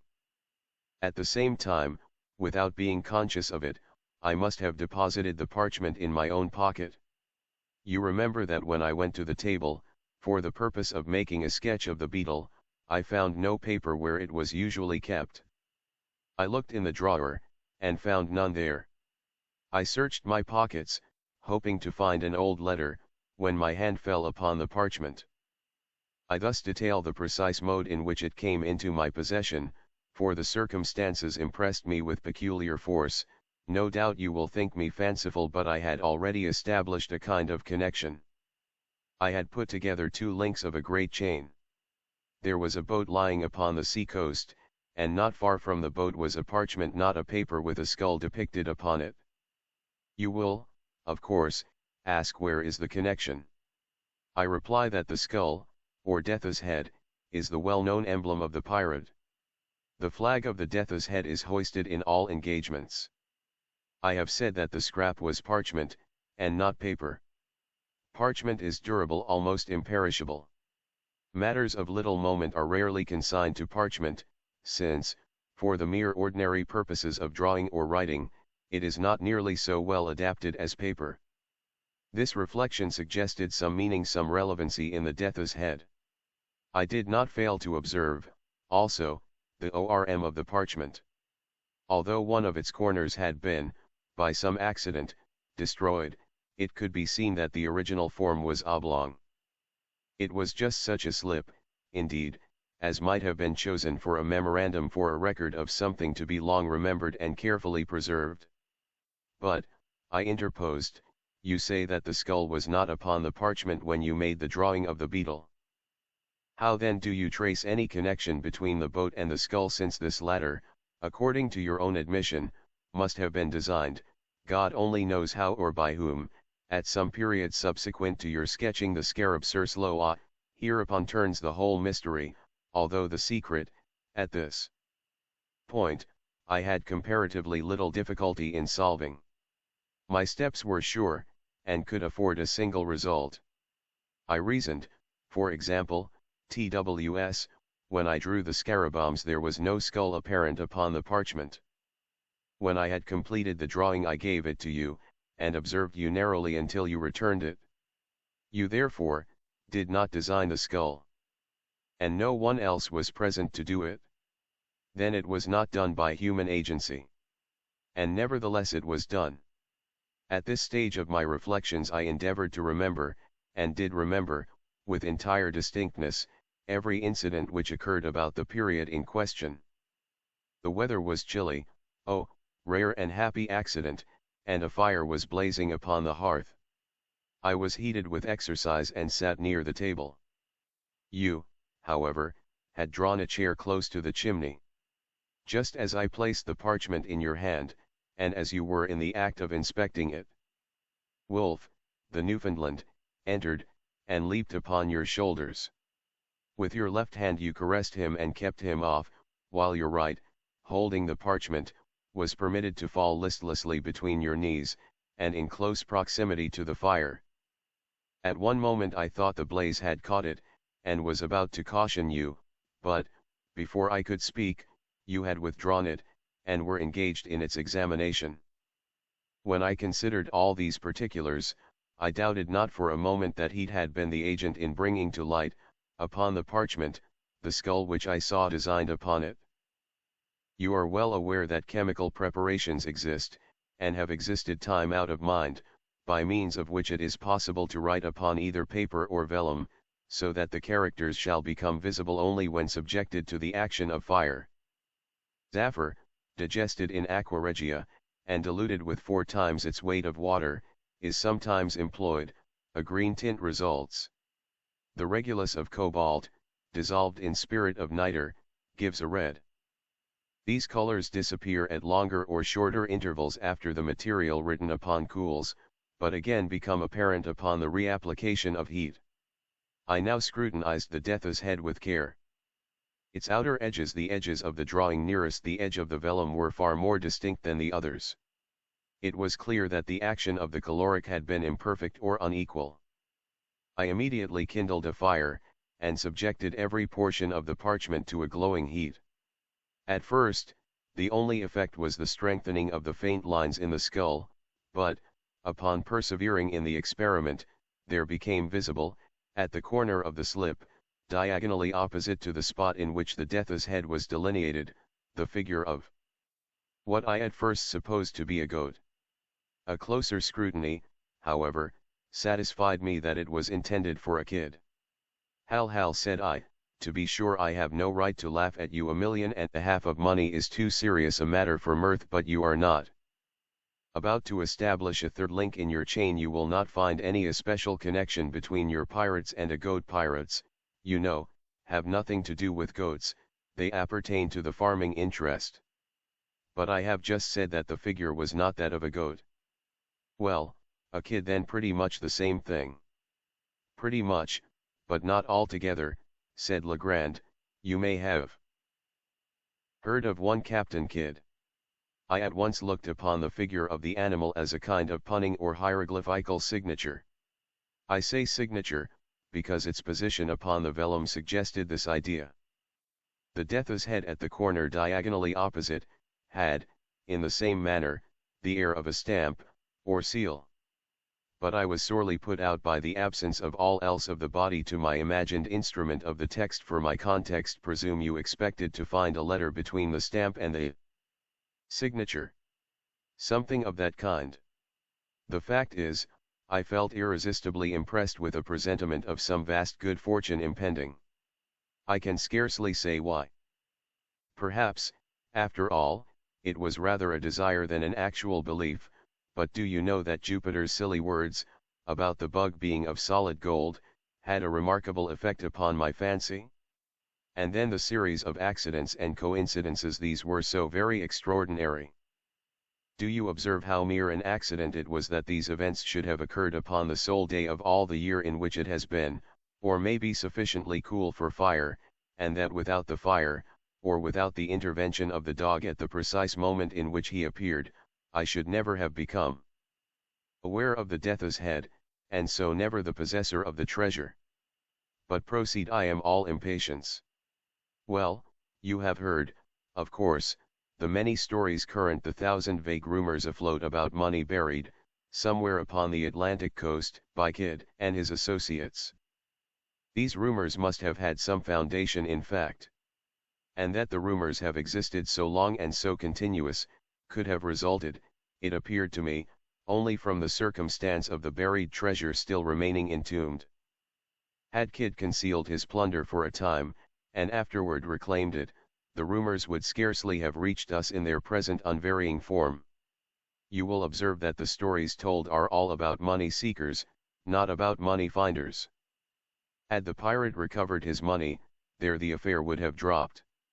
It seemed to me that some accident, say the loss of a memorandum indicating its locality, had deprived him of the means of recovering it, and that this accident had become known to his followers, who otherwise might never have heard that treasure had been concealed at all, and who, busying themselves in vain, because unguided, attempts to regain it, had given first birth, and then universal currency, to the reports which are now so common.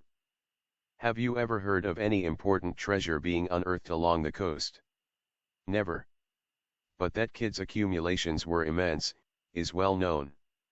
I took it for granted, therefore, that the earth still held them, and you will scarcely be surprised when I tell you that I felt a hope, nearly amounting to certainty, that the parchment so strangely found involved a lost record of the place of deposit. But how did you proceed? I held the vellum again to the fire, after increasing the heat, but nothing appeared. I now thought it possible that the coating of dirt might have something to do with the failure, so I carefully rinsed the parchment by pouring warm water over it, and, having done this, I placed it in a tin pan, with the skull downward, and put the pen upon a furnace of lighted charcoal. In a few minutes, the pan having become thoroughly heated, I removed the slip, and, to my inexpressible joy, found it spotted, in several places, with what appeared to be figures arranged in lines. Again I placed it in the pan, and suffered it to remain another minute. Upon taking it off, the whole was just as you see it now. Here Legrand, having reheated the parchment, submitted it to my inspection. The following characters were rudely traced, in a red tint, between the death's head and the goat, S3TTT305, 6 asterisk, 4826, 4. $4, 806 asterisk, 48T8L60, 85, I plus or minus, 88, 5T, 46, 8896, $8, 485, 52, $4956 2, S4, 8P, 40,692. 8S, 6 tons 8, $4 I, $9, 4808 I, 8, $8 I, 48 tons 8S, 4, 48 STS 28806 asterisk 8 I 49, 48, 1, 34, 48, 4L, I 6 I 88, $. But, said I, returning him the slip, I am as much in the dark as ever. Were all the jewels of Golconda awaiting me upon my solution of this enigma, I am quite sure that I should be unable to earn them. And yet, said Legrand, the solution is by no means so difficult as you might be led to imagine from the first hasty inspection of the characters. These characters, as anyone might readily guess, form a cipher, that is to say, they convey a meaning, but then from what is known of Kidd, I could not suppose him capable of constructing any of the more abstruse cryptographs. I made up my mind, at once, that this was of a simple species, such, however, as would appear, to the crude intellect of the sailor, absolutely insoluble without the key. And you really solved it? Readily. I have solved others of an abstruseness 10,000 times greater. Circumstances, and a certain bias of mind, have led me to take interest in such riddles, and it may well be doubted whether human ingenuity can construct an enigma of the kind which human ingenuity may not, by proper application, resolve. In fact, having once established connected and legible characters, I scarcely gave a thought to the mere difficulty of developing their import. In the present case, indeed in all cases of secret writing, the first question regards the language of the cipher, for the principles of solution. So far, especially, as the more simple ciphers are concerned, depend upon, and are varied by, the genius of the particular idiom. In general, there is no alternative but experiment, directed by probabilities, of every tongue known to him who attempts the solution, until the true one be attained. But, with the cipher now before us, all difficulty was removed by the signature. The pun upon the word kid is appreciable in no other language than the English. But for this consideration I should have begun my attempts with the Spanish and French, as the tongues in which a secret of this kind would most naturally have been written by a pirate of the Spanish main. As it was, I assumed the cryptograph to be English. You observe there are no divisions between the words. Had there been divisions, the task would have been comparatively easy. In such cases I should have commenced with a collation and analysis of the shorter words, and, had a word of a single letter occurred, as is most likely a ori, for example, I should have considered the solution as assured. But, there being no division, my first step was to ascertain the predominant letters, as well as the least frequent. Counting all, I constructed a table thus: of the character 8 there are 33. 9ti 26. 4ti 19. T, it 16. Black diamond at 13. S at 12. 6 at 2. Ti foot 8. 0 ti 6. 92 its. 3 at 4. It 3. tt2. It I now, in English, the letter which most frequently occurs is E. Afterward, the succession runs thus: Aoidnrstuckfkelmux, E predominates so remarkably, that an individual sentence of any length is rarely seen, in which it is not the prevailing character. Here, then, we have, in the very beginning, the groundwork for something more than a mere guess. The general use which may be made of the table is obvious, but, in this particular cipher, we shall only very partially require its aid. As our predominant character is 8, we will commence by assuming it as the E of the natural alphabet. To verify the supposition, let us observe if the 8 be seen often in couples, for E is doubled with great frequency in English in such words, for example, as meet, fleet, speed/scene, been, agree, etc. In the present instance we see it doubled no less than 5 times, although the CR3 cryptograph is brief. Let us assume 8, then, as E. Now, of all words in the language, the SIXS is most usual. Let us see, therefore, whether there are not repetitions of any 3 characters, in the same order of collocation, the last of them being 8. If we discover repetitions of such letters, so arranged, they will most probably represent the word the. Upon inspection, we find no less than 7 such arrangements, the characters being *48. We may, therefore, assume that, represents T, 4 represents H, and 8 represents E, the last being now well confirmed. Thus a great step has been taken. But, having established a single word, we are enabled to establish a vastly important point, that is to say, several commencements and terminations of other words. Let us refer, for example, to the last instance but one, in which the combination, 48 occurs not far from the end of the cipher. We know that the, immediately ensuing is the commencement of a word, and, of the 6 characters succeeding this the, we are cognizant of no less than 5. Let us set these characters down, thus, by the letters we know them to represent, leaving a space for the unknown t-eth. Here we are enabled, at once, to discard the hh/ as forming no portion of the word commencing with the first t, since, by experiment of the Entire alphabet for a letter adapted to the vacancy, we perceive that no word can be formed of which this th can be a part. We are thus narrowed into te, and, going through the alphabet, if necessary, as before, we arrive at the word tree, as the sole possible reading. We thus gain another letter, r, represented by, with the words hhe tree in juxtaposition. Looking beyond these words, for a short distance, we again see the combination, 48, and employ it by way of termination to what immediately precedes. We have thus this arrangement, the tree, for, t, 30 for the, or, substituting the natural letters, where known, it reads thus, the tree thrj, 3h the. Now, if, in place of the unknown characters, we leave blank spaces, or substitute dots, we read thus, the tree thr, h the, when the word hrug makes itself evident at once. But this discovery gives us three new letters, a, u, and g, represented by $, and 3.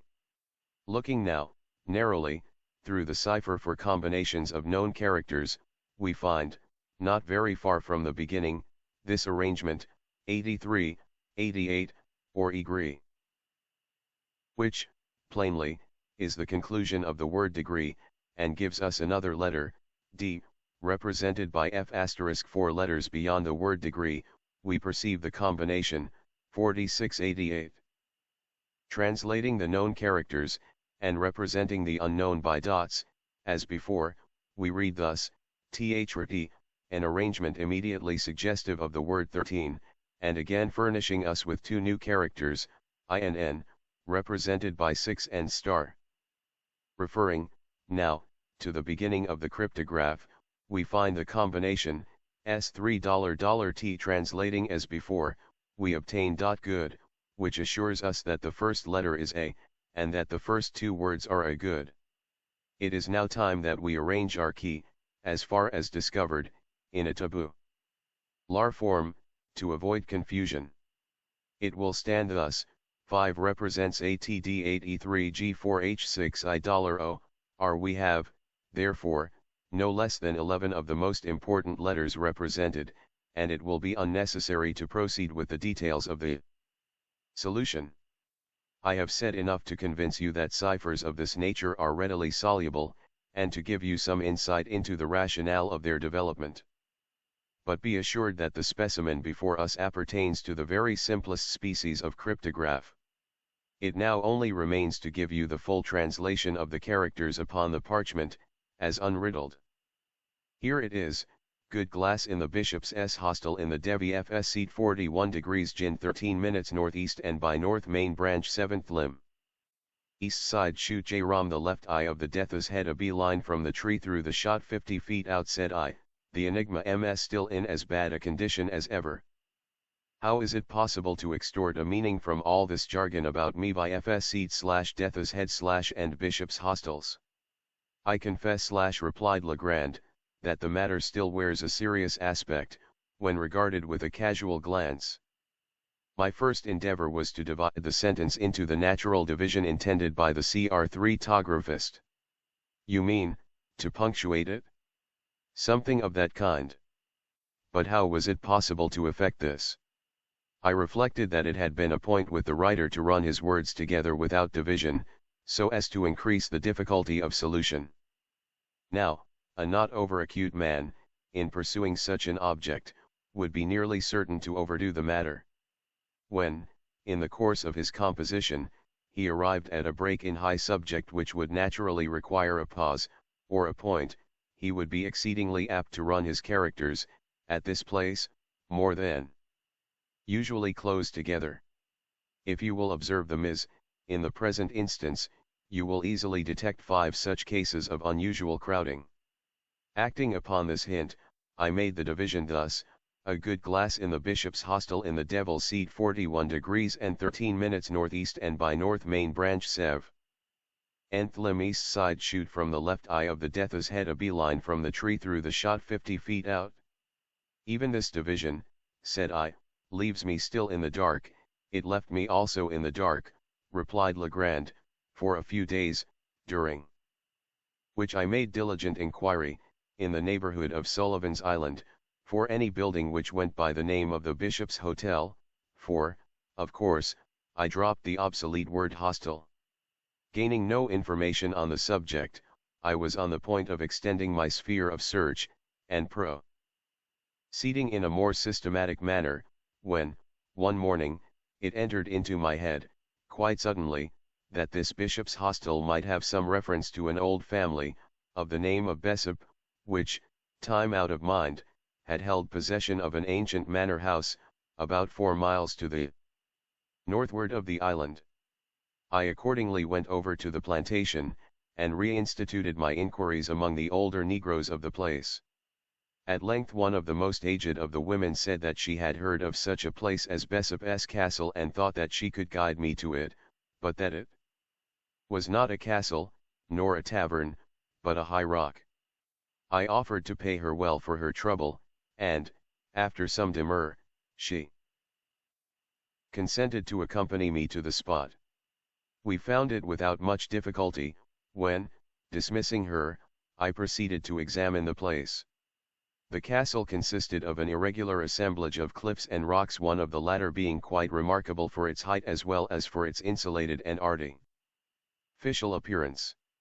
I clambered to its apex, and then felt much at a loss as to what should be next done.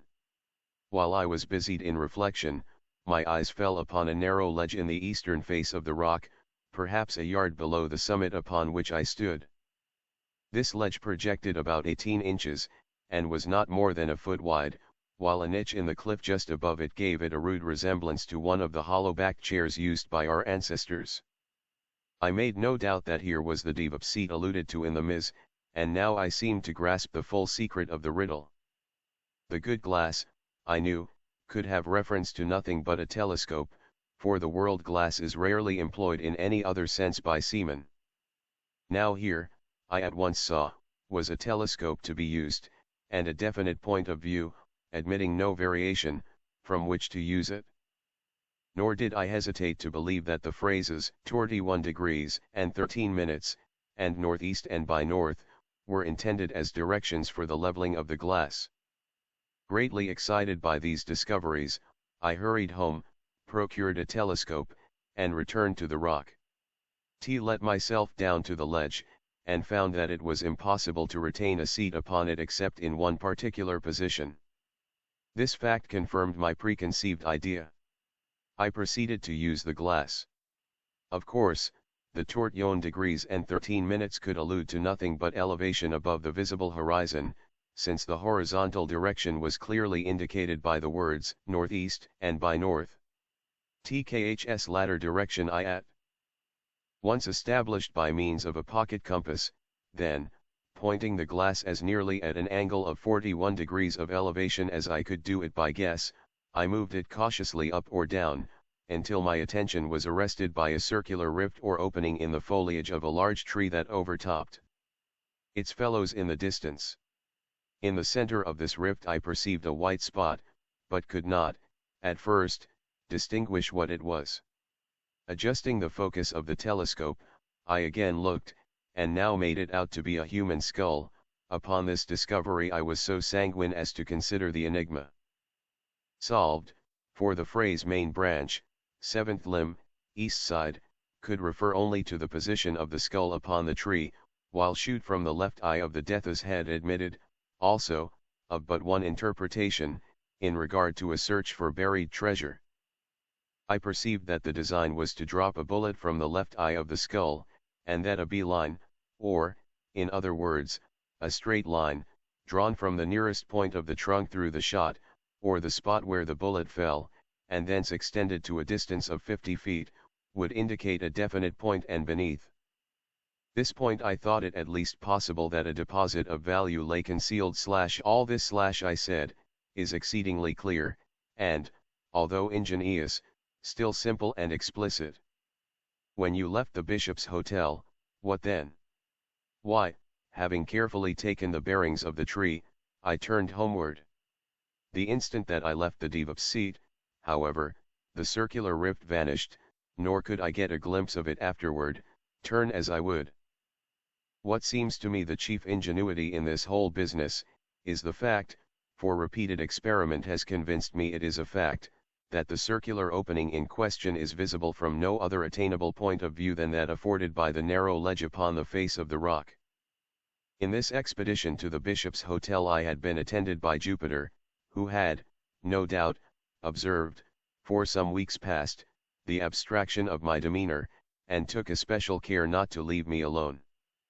But, on the next day, getting up very early, I contrived to give him the slip, and went into the hills in search of the tree. After much toil I found it.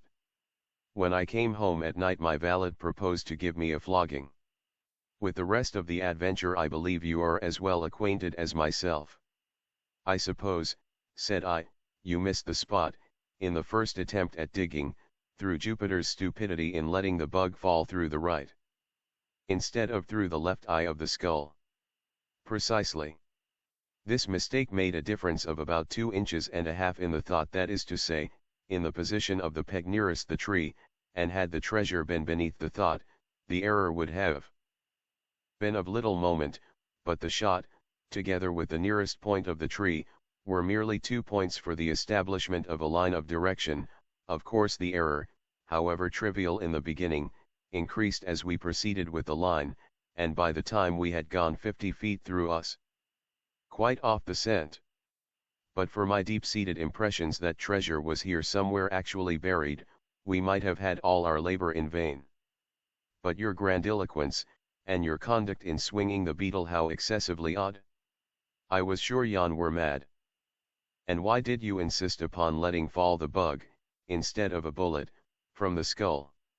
Why, to be frank, I felt somewhat annoyed by your evident suspicions touching my sanity, and so resolved to punish you quietly, in my own way, by a little bit of sober mystification. For this reason I swung the beetle, and for this reason I let it fall from the tree. An observation of yours about its great weight suggested the latter idea. Yes, I perceive, and now there is only one point which puzzles me. What are we to make of the skeletons found in the hole? That is a question I am no more able to answer than yourself. There seems, however, only one plausible way of accounting for them, and yet it is dreadful to believe in such atrocity as my suggestion would imply. The works of Edgar Allan Poe. It is clear that if Kidd indeed secreted this treasure, which I doubt not, it is clear that he must have had assistance in the labor. But this labor concluded, he may have thought it expedient to remove all participants in his secret. Perhaps a couple of blows with a mattock were sufficient, while his coadjutors were busy in the pit. Perhaps it required a dozen, who shall tell?